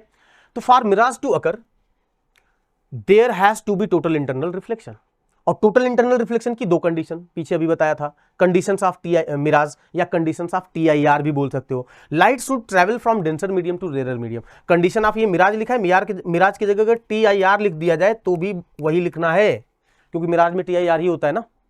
तो दो कंडीशन है, पहली कंडीशन ये है कि लाइट रे जो है वो डेंसर से रेयर मीडियम में पास होनी चाहिए, और incident angle must be greater than critical angle, पीछे सिखाया था अभी, incident angle greater than critical angle होना चाहिए। चलिए बेटा आगे बढ़ लेते हैं। डिस्पर्जन ऑफ व्हाइट लाइट क्या होती है? व्हाइट लाइट का डिस्पर्जन, ठीक है, न्यूटन ने फर्स्ट टाइम एक्सपेरिमेंट किया था। उन्होंने क्या किया था, टेबल पे प्रिज्म लिया, प्रिज्म पे व्हाइट लाइट गिराई, व्हाइट लाइट जैसे ही गिराई, व्हाइट लाइट जैसे ही गिराई, व्हाइट लाइट का मतलब क्या होता है? व्हाइट लाइट का मतलब होता है कि ऐसी लाइट जिसमें उसके 7 कंपोनेंट्स प्रेजेंट हो। तुम्हें पता होगा लाइट के 7 कंपोनेंट्स होते हैं अलग अलग कलर के, जिन्हें विवग्योर लिखा जाता है, विवग्योर। ठीक है, विवग्योर ये 7 कलर है, violet, indigo, blue, green, yellow, orange and red. तो ये 7 कलर की जो कॉम्बिनेशन होती है लाइट की, उसे व्हाइट लाइट कहते हैं। जैसे सनलाइट, व्हाइट लाइट व्हाइट दिखाई नहीं देती, वो येलोइश कलर की दिखाई देती है हल्की, क्योंकि येलो कलर का परसेंटेज कंपोनेंट ज्यादा होता है उसमें, बाकी होते 7 कलर हैं उसमें, और उसे व्हाइट लाइट बोला जाता है। तो व्हाइट लाइट का मतलब है ऐसी लाइट जो व्हाइट दिखाई ना दे, बेसिकली उसके अंदर उसके 7 के 7 कंपोनेंट्स प्रेजेंट हो, जिनकी अलग अलग अपनी वेवलेंथ होती है। ठीक है, 4000 एंगस्ट्रॉम से लेकर के 8000 एंगस्ट्रॉम के आसपास। तो जब कभी भी न्यूटन ने ऐसा किया कि एक प्रिज्म लिया, ये प्रिज्म है, ग्लास का प्रिज्म है, ग्लास की प्रिज्म पे व्हाइट लाइट दिया, व्हाइट लाइट देने के बाद इस प्रिज्म में से जब लाइट निकली तो अपने कलर में स्प्लिट हो चुकी थी, कुछ इस तरीके से। आप देखिए ऐसे लाइट गई, अपने कलर में स्प्लिट हो गई, यहां पे यहीं से स्प्लिटिंग शुरू हो गई, थोड़ा यहां पे हुई, थोड़ा और यहां पे हुई। तो आप देखिए सबसे ऊपर रेड दिखाई देता है, इंपॉर्टेंट है, ध्यान रखना। विवग्योर नीचे से शुरू होगा, इसमें विवग्योर किधर से शुरू होगा? नीचे से, सबसे नीचे वायलेट। तो यहां पे सबसे ज्यादा डेविएशन, डेविएशन मतलब मुड़ना, सबसे ज्यादा मुड़ी कौन सी लाइट रेज है? वायलेट रे। सबसे कम कौन सी? Red light. तो ये इस तरीके से कलर में ब्रेक हो जाना ही क्या कहलाता है बेटा? डिस्पर्जन ऑफ लाइट कहलाता है। डेफिनेशन आप देख सकते हैं, the phenomenon of splitting of white light by a prism into its constituent colours is known as dispersion. Constituent colours में ब्रेक होने को ही क्या बोला जाता है? डिस्पर्जन बोला जाता है। अब ये इंपॉर्टेंट बात है, ध्यान रखना, डिस्पर्जन क्यों होता है, एग्जाम में पूछा जाता है। The cause of dispersion of white light is, तुम पहले यहां से पढ़ो, a given medium provides different refractive index for different colour of light passing through it. हर एक मीडियम का एक रिफ्रैक्टिव इंडेक्स होता है ना। जैसे मान लो तुमने ग्लास में पानी भरा, तो ग्लास में जो पानी भरे हो, इस पानी का क्या रिफ्रैक्टिव इंडेक्स है? ग्लास में जो पानी तुमने भरा है, इस पानी का रिफ्रैक्टिव इंडेक्स है क्या? कैसे पता चलेगा बताओ? अच्छा, पानी का रिफ्रैक्टिव इंडेक्स तुम्हें पता कैसे चलेगा? क्या बताया था तुम्हें? क्या बताया था कि इसमें से तुम लाइट पास करो, देखो लाइट की क्या स्पीड आती है। लाइट की स्पीड कुछ आएगी, तो एयर में जो स्पीड होती है और इस मीडियम में जो स्पीड होती है उसको डिवाइड करोगे तो आ जाएगा इसका रिफ्रैक्टिव इंडेक्स। बट अभी मैंने रेड लाइट इसमें से पास करी बेटा, अभी के लिए अगर मैं कोई और कलर की लाइट पास करता, मान लो येलो कलर की लाइट पास करता, तो हम ये पाते हैं कि लाइट की स्पीड ही बदल जाती है। मीडियम वही है बट लाइट की स्पीड बदल जाती है। v डैश हो गई, तो अब इसका क्या रिफ्रैक्टिव इंडेक्स आएगा, सीधी सी बात है, इसका रिफ्रैक्टिव इंडेक्स आएगा C/V', C/V'। मतलब एक ही मीडियम अलग अलग कलर के लिए अलग अलग रिफ्रैक्टिव इंडेक्स ऑफर करता है। ग्लास के अंदर पानी तो हमारा वही है ना भाई, पानी तो हमारा वही है, मगर ये पानी अलग अलग रिफ्रैक्टिव इंडेक्स ऑफर कर रहा है, रेड के लिए अलग, वॉयलेट के लिए अलग। तो अ given medium provide different refractive index for different colour of light passing through it. And why this happens, why it happens? Because speed of light is of different color is different in same medium. Speed of light of different color is different in the same medium.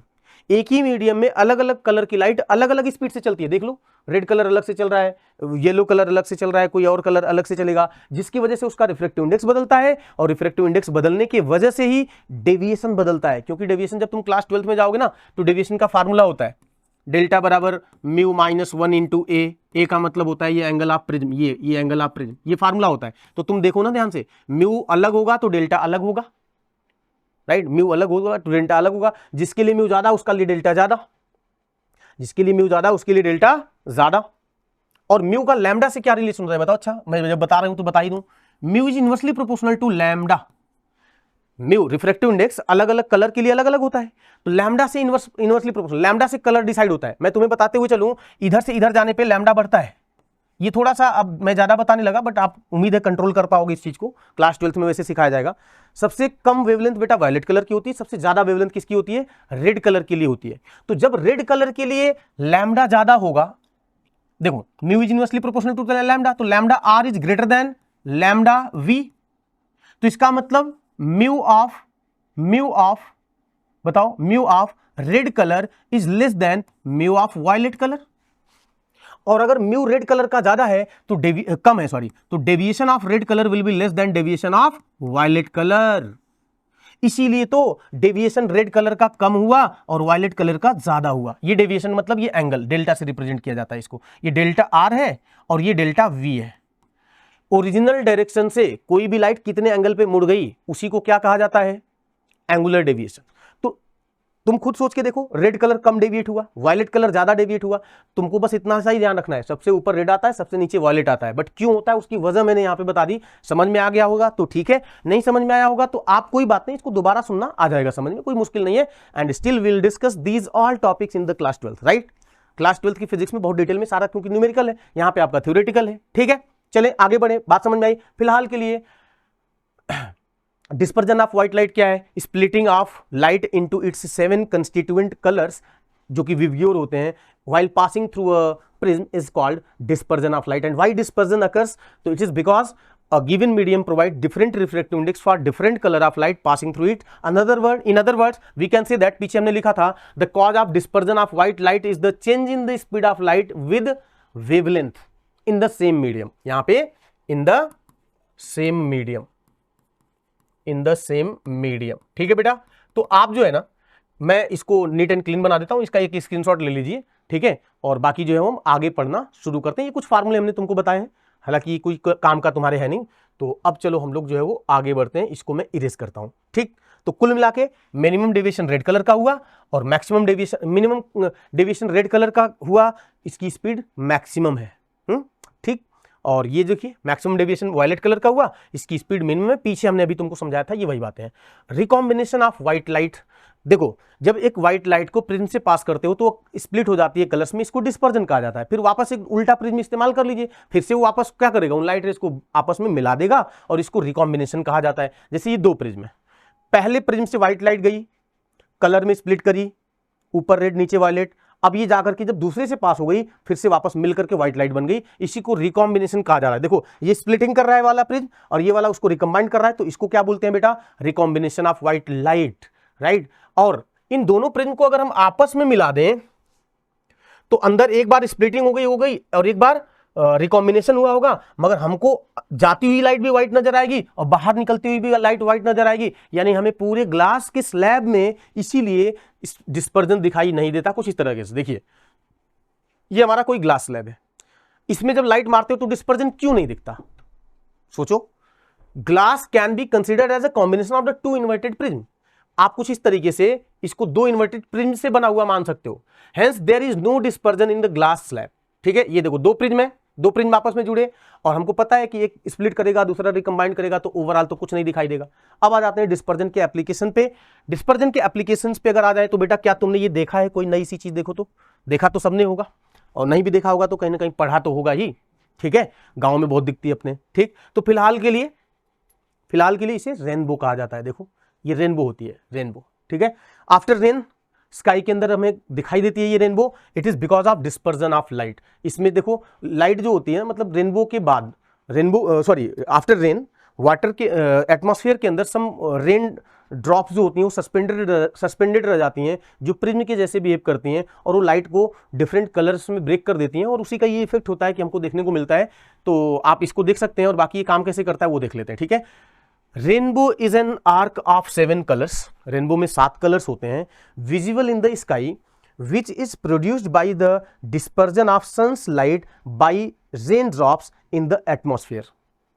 Rain drop, बारिश के समय जब बारिश बंद हो जाती है तो रेन ड्रॉप्स जो रह जाती हैं एटमॉस्फेयर के अंदर, उन्हीं से रिफ्रैक्शन होता है, एक्चुअली डिस्पर्जन होता है, और उस डिस्पर्जन के बाद मतलब हमको ये रेनबो जो है वो दिखाई देना शुरू हो जाती है, 7 कलर दिखना शुरू हो जाते हैं। तो अगर आपसे कोई पूछे कि रेनबो किस वजह से बनती है और ऑप्शन दे दिया जाए कि रिफ्लेक्शन, रिफ्रैक्शन, स्कैटरिंग, डिस्पर्जन, तो बेटा क्या टिक करना है तुम्हें? डिस्पर्जन की वजह से होती है। किसकी वजह से डिस्पर्जन होता है? तो रेन ड्रॉप्स इन एटमॉस्फेयर के अंदर जो होते हैं उनकी वजह से होता है। कितने कलर दिखाई देते हैं बेटा? 7 कलर दिखाई देते हैं। तो ये कुछ सवाल हैं, कुछ एग्जाम के क्वेश्चंस हैं जो तुमसे पूछे जा सकते हैं रेनबो से रिलेटेड।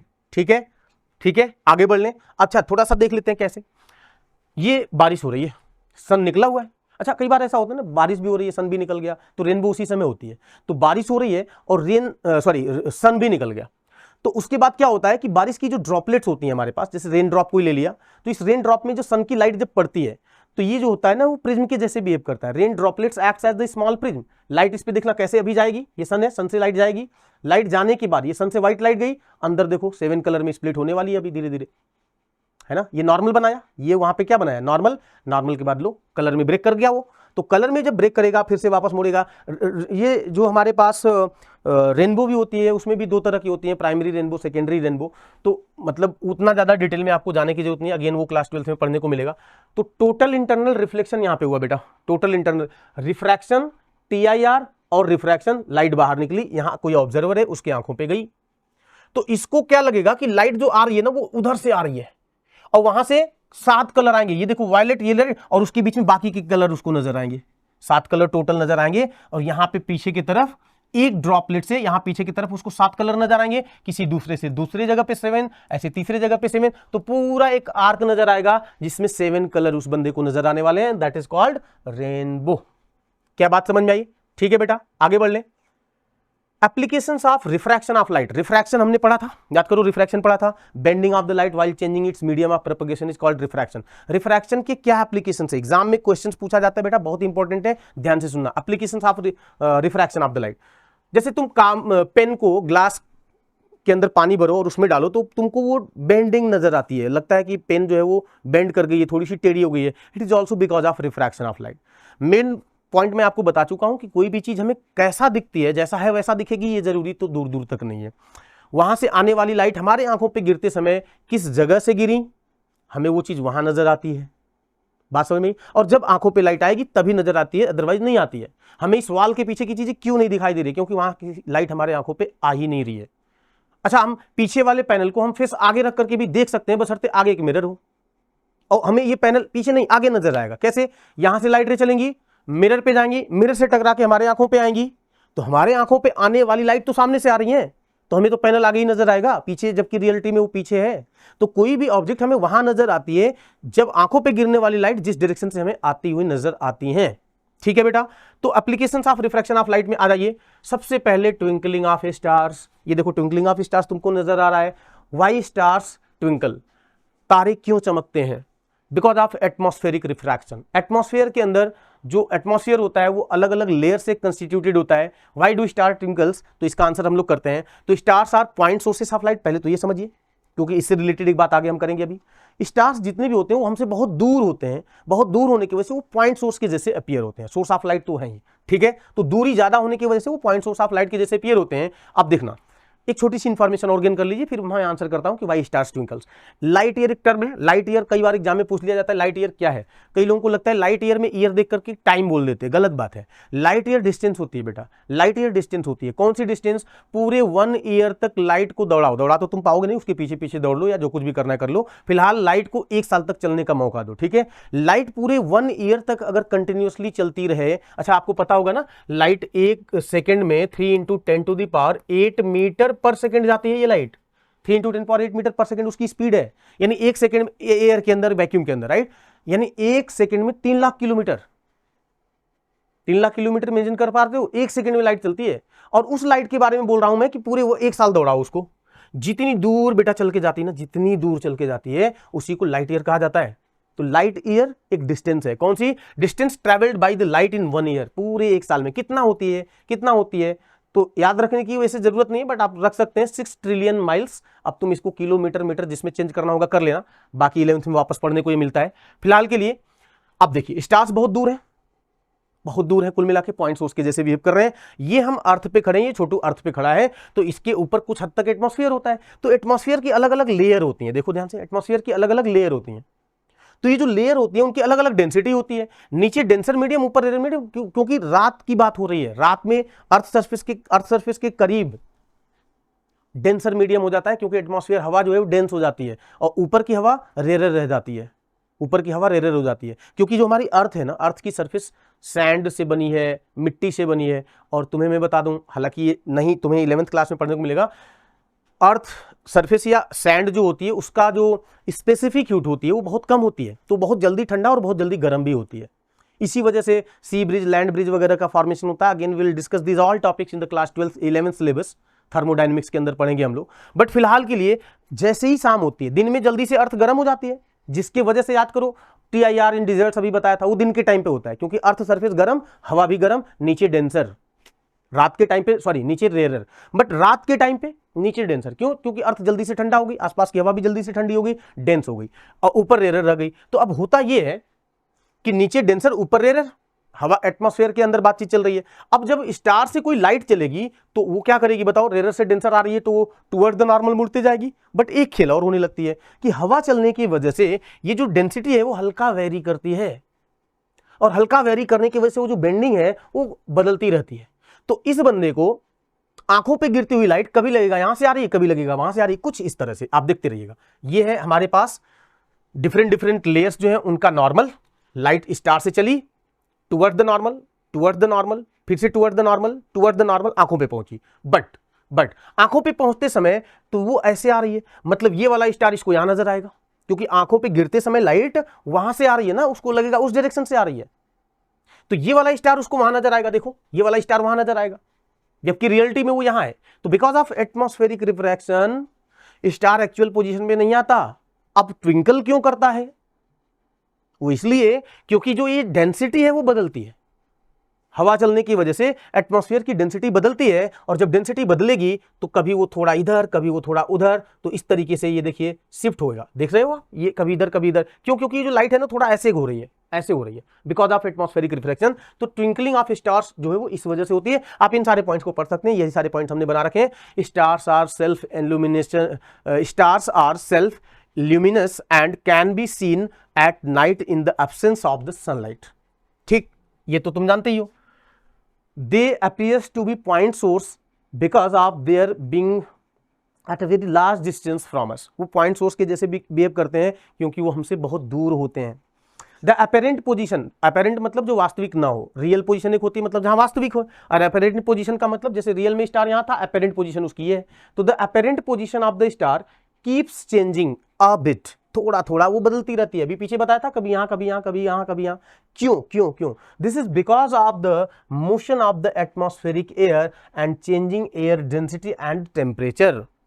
हवा के मोशन की वजह से उसकी डेंसिटी में वेरिएशन होती रहती है, टेम्परेचर में भी हल्का बदलाव होता रहता है। इन सारे फैक्टर्स की वजह से वो अपना अपेरेंट पोजीशन स्टार चेंज करता रहता है, और हमें लगता है कि वो स्टार जो है वो ट्विंकल कर रहा है। अंडरस्टूड? आगे बढ़े बेटा। Because of this, the refractive index of the air keeps changing continuously. Because of this change, the position and the brightness of the star keeps changing continuously and the star appears to be twinkling। ठीक है, तुम्हें अगर statement बनाने में problem आती होगी तो वो मैंने बना दिया यहाँ पे, तुम इसको भी नोट कर सकते हो। बातें वही है जो मैंने तुमको समझाई है, खुद के शब्दों में भी लिख लीजिए, चलेगा, कोई दिक्कत की बात नहीं है। आगे बढ़ ले बेटा। अब तुम्हें एक क्वेश्चन यहाँ पे और करना है, why planet do not twinkle. Planet क्यों नहीं चमकते, स्टार्स ही क्यों हमको ट्विंकल करते हुए नजर आते हैं? वो इसलिए क्योंकि प्लैनेट्स जो होते हैं वो हमसे बहुत करीब होते हैं देन कंपेयर टू स्टार। तो वो पॉइंट सोर्स के जैसे होते ही नहीं, वो मल्टीपल पॉइंट सोर्स होते हैं, मल्टीपल पॉइंट सोर्स का कलेक्शन होते हैं। और अगर वो ट्विंकल भी करेंगे तो एक पॉइंट सोर्स दूसरे पे जाएगा, दूसरा पॉइंट सोर्स पहले पे आएगा, तो हमें लगेगा सब कुछ वहीं के वहीं है, यानी प्लैनेट्स हमको ट्विंकल करते हुए नजर नहीं आएंगे। The layer which is closest to the earth is denser. ये मतलब तुमको पीछे हमने बता दिया था, जो ऊपर वाली रेयर होती है। Planet is nearer to the earth compare to the stars. Main बात ये है, प्लैनेट जो होते हैं वो नजदीक होते हैं as compare to the stars. So planets can be considered as a collection of the large number of the point source। वास्तव में वो पॉइंट सोर्स के जैसे हमको नहीं दिखता उस समय, बहुत नजदीक होने की वजह से। ठीक है, कलेक्शन ऑफ पॉइंट सोर्सेस, कुछ इस तरीके से कई सारे पॉइंट सोर्सेस का वो कलेक्शन दिखता है। तो अगर ये ट्विंकल भी करेंगे तो एक दूसरे पे ओवरलैप ही करेंगे, राइट। तो आप देख सकते हैं planets are much closer to us as compare to the star. They therefore do not appear as point sources but appear as collection of points, and because of changes in atmospheric refractive index, the position as well as the brightness of individual point source changes। और उसके बाद the average position, सबकी position तो change हो रही है मगर एक की दूसरे पे, दूसरे की पहले पे, ओवरऑल एवरेज जब तुम निकालोगे तो हमें कुछ भी बदलता हुआ नजर नहीं आएगा, क्योंकि दिखेगा तो हमको average. The average position and the total average brightness remains unchanged and planets do not twinkle. ठीक है, तो आप इसको एक बार स्क्रीनशॉट इसका ले सकते हैं। बेहतर होगा कि जितनी बातें बेटा बता रहे हैं इनका नोट्स बना करके पढ़ लीजिए, और जो पीछे मैंने सजेस्ट किया था उसको फॉलो कर लीजिए, पूरे के पूरे नंबर आएंगे इसमें, कुछ भी कटेगा नहीं। ठीक है बेटा, आगे बढ़ लें। ठीक है, तो चलिए, एडवांस सनराइज, ये रिफ्रैक्शन का दूसरा यूज है, एप्लीकेशन। पहला हमने अभी बताया twinkling of a star, planet do not twinkle, why? Because of atmospheric refraction. Advance sunrise, delay sunset, these are also because of atmospheric refraction. कैसे समझते हैं? The sun appears to rise 2 minutes earlier. Important बात है, ये exam में पूछ लिया जाता है, कितने मिनट पहले दिखने लगता, मतलब सन निकलने के 2 मिनट पहले ही दिखने लगता अपने को, और निकलने के 2 मिनट बाद तक दिखता है अपने को, एटमॉस्फेरिक रिफ्रैक्शन की वजह से। ये डेटा याद रखना, एग्जाम में पूछ लिया जाता है। ये अर्थ है अपनी, सन राइज होगा, ये एटमॉस्फेयर दिखाई गई, एटमॉस्फेयर की लेयर्स दिखाई गई, इस पे अपना ये छोटू है। अच्छा, छोटू जो है, अच्छा अपनी अर्थ जो है वो ऐसे कर्व है ना, स्फीयर, तो एक बार में ये अगर देखना शुरू करे तो अर्थ के यहां तक तो देख पाएगा, मगर यहां के नीचे तो नहीं देख पाएगा। क्यों? क्योंकि लाइट रेज तो ऐसे सीधा चलती हैं। तो जहां तक एक बार में वो देख पाता है, उसे हम लोग जो है उस जगह को टेंजेंट टच करते हुए एक लाइन बनाइए, उसे हॉरिजन बोला जाता है। तो तुम ऐसे समझ सकते हो कि कोई भी पर्सन है, सबके लिए एक हॉरिजन होता है, वहीं तक चीजें दिखती है, उसके बाद हमें नहीं दिखती। ठीक है, हमने डेली टू डेली लाइफ में महसूस भी तो किया होगा, किसी ओपन ग्राउंड में या छत पे चले जाओ, कहीं पे भी बहुत हाई स्टोरी बिल्डिंग पे चढ़ जाओ, तो क्या तुम पूरा गोला अर्थ वाला देख पाओगे? नहीं देख पाओगे, एक लिमिट तक ही देख पाते हो, क्योंकि उसके बाद कर होने के बाद वो चीज नीचे चली जाती है, वो हमें दिखाई उखाई नहीं देती। तो जहां तक हम देख पा रहे हैं दैट इज हॉरिजन, उसे क्या बोलते हैं? हॉरिजन। आप सिंपल ये कर सकते हो, कहीं भी एक जगह खड़े होकर के दोनों हाथों को ऐसे फैला लीजिए, तो ये जो पैरेलल आपकी जो डायरेक्शन है, इसे हॉरिजन कहा जाएगा। तो जैसे ये हॉरिजन हो गया, अब सन मान लो यहां पे है, तो क्या ये सन इस बंदे को दिखाई देना चाहिए? कायदे से देखो तो नहीं दिखाना चाहिए, नहीं दिखना चाहिए। क्यों? क्योंकि वो हॉरिजन से नीचे है, सन निकल रहा है अभी, वो हॉरिजन से नीचे है। बट लाइट कैसे निकलेंगी जरा उससे वो देखिए। लाइट निकली एटमॉस्फेयर से toward the normal, toward the normal, toward the normal, bend होते हुए इसके बंदे के आंखों पे आ गई, और इसकी आंखों पे जब लाइट आई तो इसको यहां से आई, यानी ये सन वहां नजर आएगा कुछ ऐसे ऐसे। मतलब सन रियलिटी में यहां है, this is the real position of the sun and this is apparent position of the sun, यानी पहले ही दिखने लगा, निकलने के पहले ही। सन की राइजिंग तो तब होगी ना जब ये इस लाइन को क्रॉस करेगा, अपेरेंट हॉरिजन के ऊपर जाएगा, बट अभी वो हॉरिजन के नीचे, फिर भी वो दिखने लगा कितने देर पहले? 2 मिनट पहले। This is because of refraction, atmospheric refraction. ऐसे ही डिले सनसेट, सन नीचे जा चुका है फिर भी दिख रहा है ऐसे। The sun appears to set 2 minutes late because of the same reason. आप समझिए, ये फिर से अर्थ की एटमॉस्फेयर, उसके बाद ये कोई बंदा है, हॉरिजन बनाया, सनसेट हो चुका है, राइट, हॉरिजन से, क्योंकि वो नीचे जा चुका है, बट लाइट अभी भी इसको दिखाई देगी, सन अभी भी दिखाई देगा। क्यों? क्योंकि लाइट ऐसे मुड़ मुड़ा करके टुवर्ड द नॉर्मल इसकी आंखों पे अभी भी आ रही होगी, ये नॉर्मल बनाए गए हैं, तो इसको लगेगा सन अभी भी वहां है, यानी 2 मिनट देर तक दिखाई देगा बेटा, 2 मिनट देर तक दिखाई देगा, इसको ध्यान रखना। ठीक है, next and last topic of this chapter is scattering of light. Scattering of light, तो समझिए रेगुलर रिफ्लेक्शन और इरेगुलर रिफ्लेक्शन की चर्चा हमने करी थी, याद करो। स्मूथ सरफेस पे रेगुलर रिफ्लेक्शन होता है, लाइट आती है एक ही डायरेक्शन में जाती है, यूनिडायरेक्शनल रिफ्लेक्शन। इरेगुलर रिफ्लेक्शन कैसे होते हैं, रफ सरफेसेस पे होते हैं, अलग अलग डायरेक्शन में नॉर्मल बनते हैं, तो कोई लाइट किसी और डायरेक्शन में जाती है, कोई किसी और में, तो ये होता है इरेगुलर रिफ्लेक्शन। ये जो स्कैटरिंग होती है it is a type of irregular reflection. बात को समझिए कैसे, जैसे ये अर्थ है, अर्थ पे जब लाइट रेज आती हैं तो अर्थ की सरफेस एक रफ सरफेस है, अलग अलग डायरेक्शन में वो मुड़ती हैं, कोई उधर रिफ्लेक्ट कर रही है, कोई इधर, कोई इधर, कोई इधर, तो ये क्या है, इरेगुलर रिफ्लेक्शन। और हमें वो लाइट बिल्कुल चारों तरफ फैलती हुई नजर आ रही है, तो बेटा इसको जो है हम कह सकते हैं स्कैटरिंग। इसको क्या कहते हैं, स्कैटरिंग। तो scattering is the process of absorption and then re emission of the light energy. कैसे, लाइट रे आई, किसी सरफेस पे पड़ी, उनके पार्टिकल्स ने एनर्जी को एब्जॉर्ब किया, एब्जॉर्ब करने के बाद उसको रीट्रांसमिट करना शुरू किया, तो चारों तरफ करेंगे। यानी लाइट आई थी किसी एक डायरेक्शन में, मगर हमको चारों तरफ फैलते हुए नजर आएगी because of retransmission, and this is called scattering of the light. आप इसको सिंपल वे में ऐसे भी डिफाइन कर सकते हैं कि अच्छा, अक्सर ये तब होती है जब लाइट जो होती है ऐसी जगहों से पास करती है जहां बहुत छोटे छोटे पार्टिकल्स होते हैं, जिन्हें स्कैटरर्स भी कहा जाता है। छोटे, जैसे गैसेस आयनाइज फॉर्म में जब होती हैं, सन की लाइट जब आयनोस्फीयर से पास होती है तो स्कैटरिंग ज्यादा देखने को मिलती है, ठीक है। तो factors affecting scattering of light, factors affecting scattering of light. तो स्कैटरिंग ऑफ लाइट में बेसिकली क्या होता है, when sunlight passes through atmosphere then due to ions present in the ionosphere, when sunlight passes through ionosphere, then the small gaseous particles, या आप कह सकते हैं ions of the gases in the ionosphere, due to ions of the gases in ionosphere, the light ray scattered in the all the directions। light ray क्या होती है, अलग अलग डायरेक्शन में क्या हो जाती है, scattered हो जाती है, राइट। तो छोटे छोटे पार्टिकल्स जो होते हैं उनसे स्कैटरिंग ज्यादा देखने को मिलती है देन कंपेयर टू बड़े साइज के पार्टिकल्स। लार्ज स्कैटरर से स्कैटरिंग ज्यादा नहीं होगी, स्मॉल पार्टिकल्स जो होते हैं उनसे स्कैटरिंग ज्यादा होती है। तो कौन कौन से फैक्टर होते हैं, पहली बात कि किस कलर की लाइट है, स्कैटरिंग इस बात पे भी डिपेंड करती है किस कलर की लाइट है, राइट। तो जो बड़ी कलर की, जो बड़े वेवलेंथ की जो लाइट होती है उसका स्कैटरिंग कम होती है। सबसे ज्यादा स्कैटरिंग जो होती है वो छोटे वेवलेंथ की लाइट का होती है। जैसे यहाँ पे देखिए, नीचे से ऊपर जाएंगे वेवलेंथ बढ़ती चली जाती है, तो जो सबसे कम स्कैटरिंग होती है बेटा वो रेड कलर की लाइट की होती है। क्यों, क्योंकि ऐसे समझ सकते हो तुम कि जैसे मान लो यहाँ पे कोई छोटा सा पार्टिकल है, अब लाइट रे ऐसे आ रही है, पता चला इसको जंप करके निकल गई, उस पर टकराई ही नहीं। और अगर छोटे वेवलेंथ की लाइट होगी तो वो डेफिनेटली उस पर टकराएगी ही टकराएगी, ये देखो टकराएगी, तो वो स्कैटर्ड होगी ही होगी।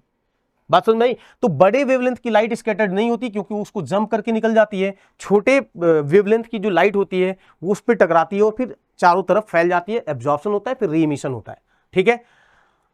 ये फैक्ट है, चाहो तो याद रख सकते हो। वायलेट कलर की जो वेवलेंथ होती है 4000 एंगस्ट्रॉम होती है, angstrom is the unit of length, and red colour की जो होती है वो 8000 एंगस्ट्रॉम होती है। तो ये होती है वेवलेंथ, ये होती है वेवलेंथ ऑफ लाइट। अब जो है violet light is scattered nearly 16 times more than the red light.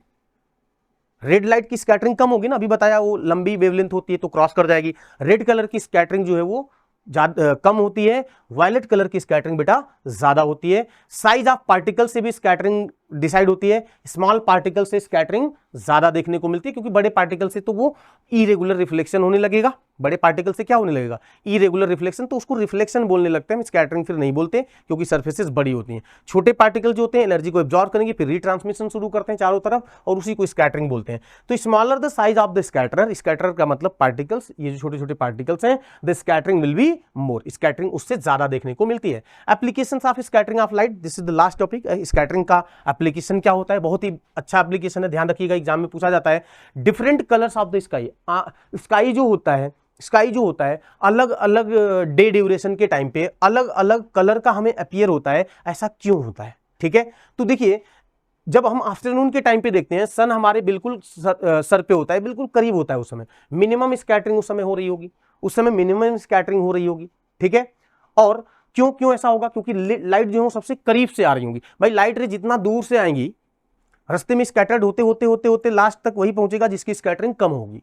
But जब करीब से आएंगी तो स्कैटरिंग उतना ज्यादा हुआ ही नहीं, ऑलमोस्ट सारी लाइट हमको मिल जाएंगी। तो ऑलमोस्ट सारी लाइट मिल जाएंगी तो उसे हम व्हाइट लाइट कहते हैं, और दूर से जब लाइट रे आएंगी तो स्कैटर्ड होने के बाद सिर्फ वही मिलेंगी जिनकी स्कैटरिंग कम होती है, जैसे कि रेड लाइट। ठीक है, तो इस समय हमको क्योंकि सारी ही लाइट की कलर्स यहाँ पे आ चुका है हमारी आंखों पे, बिकॉज स्कैटरिंग कम हो रही है, वो इसलिए क्योंकि लाइट कम दूरी से आ रही है, क्योंकि सन बिल्कुल सर के पास है। तो यहाँ पे सन का कलर हमको येलोइश नजर आता है, दैट मीन्स कि वो व्हाइट कलर का नजर आता है। ये व्हाइट कलर दिखता नहीं, व्हाइट लाइट बोलते हैं उसको, तो व्हाइट, राइट। बट जब सनराइज और सनसेट की बात हो रही होती है उस समय क्या होता है, देखिए सनसेट होने लगा तो उस समय उसकी दूरी बदल गई, हमसे ज्यादा दूर से लाइट आ रही है, रेज ट्रेवल्स लॉन्ग डिस्टेंस, इसलिए स्कैटरिंग क्या होगी, रास्ते में ज्यादा हो जाएगी। तो कौन सी लाइट हमारे पास तक पहुंच पाई, मोस्ट ऑफ द लाइट तो रास्ते से ही मुड़ के चली गई, जिनकी स्कैटरिंग ज्यादा हुई वो लाइट रास्ते से ही मुड़ गई, हमारे यहां तक पहुंची नहीं। देखो white light I, most of the light atmosphere से स्कैटर्ड हो गई, पहुंची हमारे आंखों पे कौन सी लाइट, जिसकी स्कैटरिंग कम हुई, जिसकी स्कैटरिंग कम हुई। और वो स्कैटरिंग जब कम हुई, कम स्कैटरिंग किसकी होती है बताइए, अच्छा रेड कलर की होती है। ये सनसेट के टाइम पे रेड कलर की लाइट आगे बढ़ी, बाकी सब सारी स्कैटर्ड हो गई, तो इसीलिए सनसेट के टाइम पे रेडिश कलर का नजर आता है, बिकॉज रेड कलर का स्कैटरिंग कम होती है और बाकी की कलर की लाइट जो है वो स्कैटर्ड हो चुकी होती है, क्योंकि सन उस समय हमसे बहुत दूर है, बहुत दूर से लाइट रेज चलते हुए आ रही है। तो red and the orange colour gets scattered least, red colour और ऑरेंज कलर जो होता है और रेड कलर जो होता है वो लिस्ट स्कैटर्ड होते हैं। ठीक है बेटा, आगे बढ़े। अच्छा, स्काई का जो रियल कलर होता है वो ब्लैक होता है। अगर तुम स्पेस में चले जाओगे तो वहां पे तुम्हें नजर आएगा black colour of the sky in the space. Space में जाओगे ना तो स्काई का कलर ब्लैक होगा, क्योंकि स्पेस में जाओगे एटमॉस्फेयर होगा ही नहीं, उसमें कोई पार्टिकल्स होंगे ही नहीं जो लाइट को स्कैटर्ड करेंगे, लाइट को स्कैटर्ड करेंगे। तो जब लाइट को स्कैटर्ड नहीं करेंगे तो वहां से कोई भी लाइट हमारे आंखों पे आएगी ही नहीं, तो हमको क्या नजर आएगा, केवल और केवल जो भी स्टार सन यही सब नजर आएगा। कोई जो हमारा स्काई है उसका कोई कलर नजर नहीं आएगा, क्योंकि वहां से कोई लाइट स्कैटर्ड वहां पे हुई ही नहीं थी, बिकॉज एटमॉस्फेयर ही नहीं था, तो हमें वहां पे कोई कलर नजर नहीं आएगा। नो एटमॉस्फेयर, स्काई के अंदर no atmosphere, no scattering, no colour. ठीक है, आगे बढ़ लें बेटा, आगे बढ़ लें।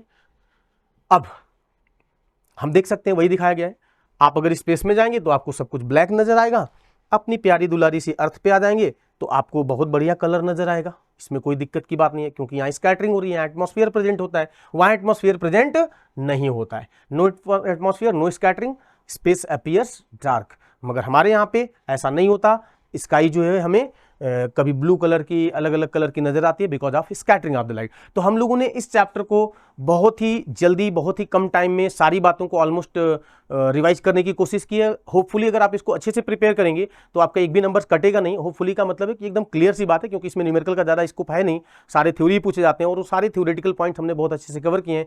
तो आप इनको अच्छे से प्रिपेयर करिएगा। मिलते हैं नेक्स्ट क्लास में, नेक्स्ट लेक्चर में, नेक्स्ट चैप्टर के साथ। Thank you very much.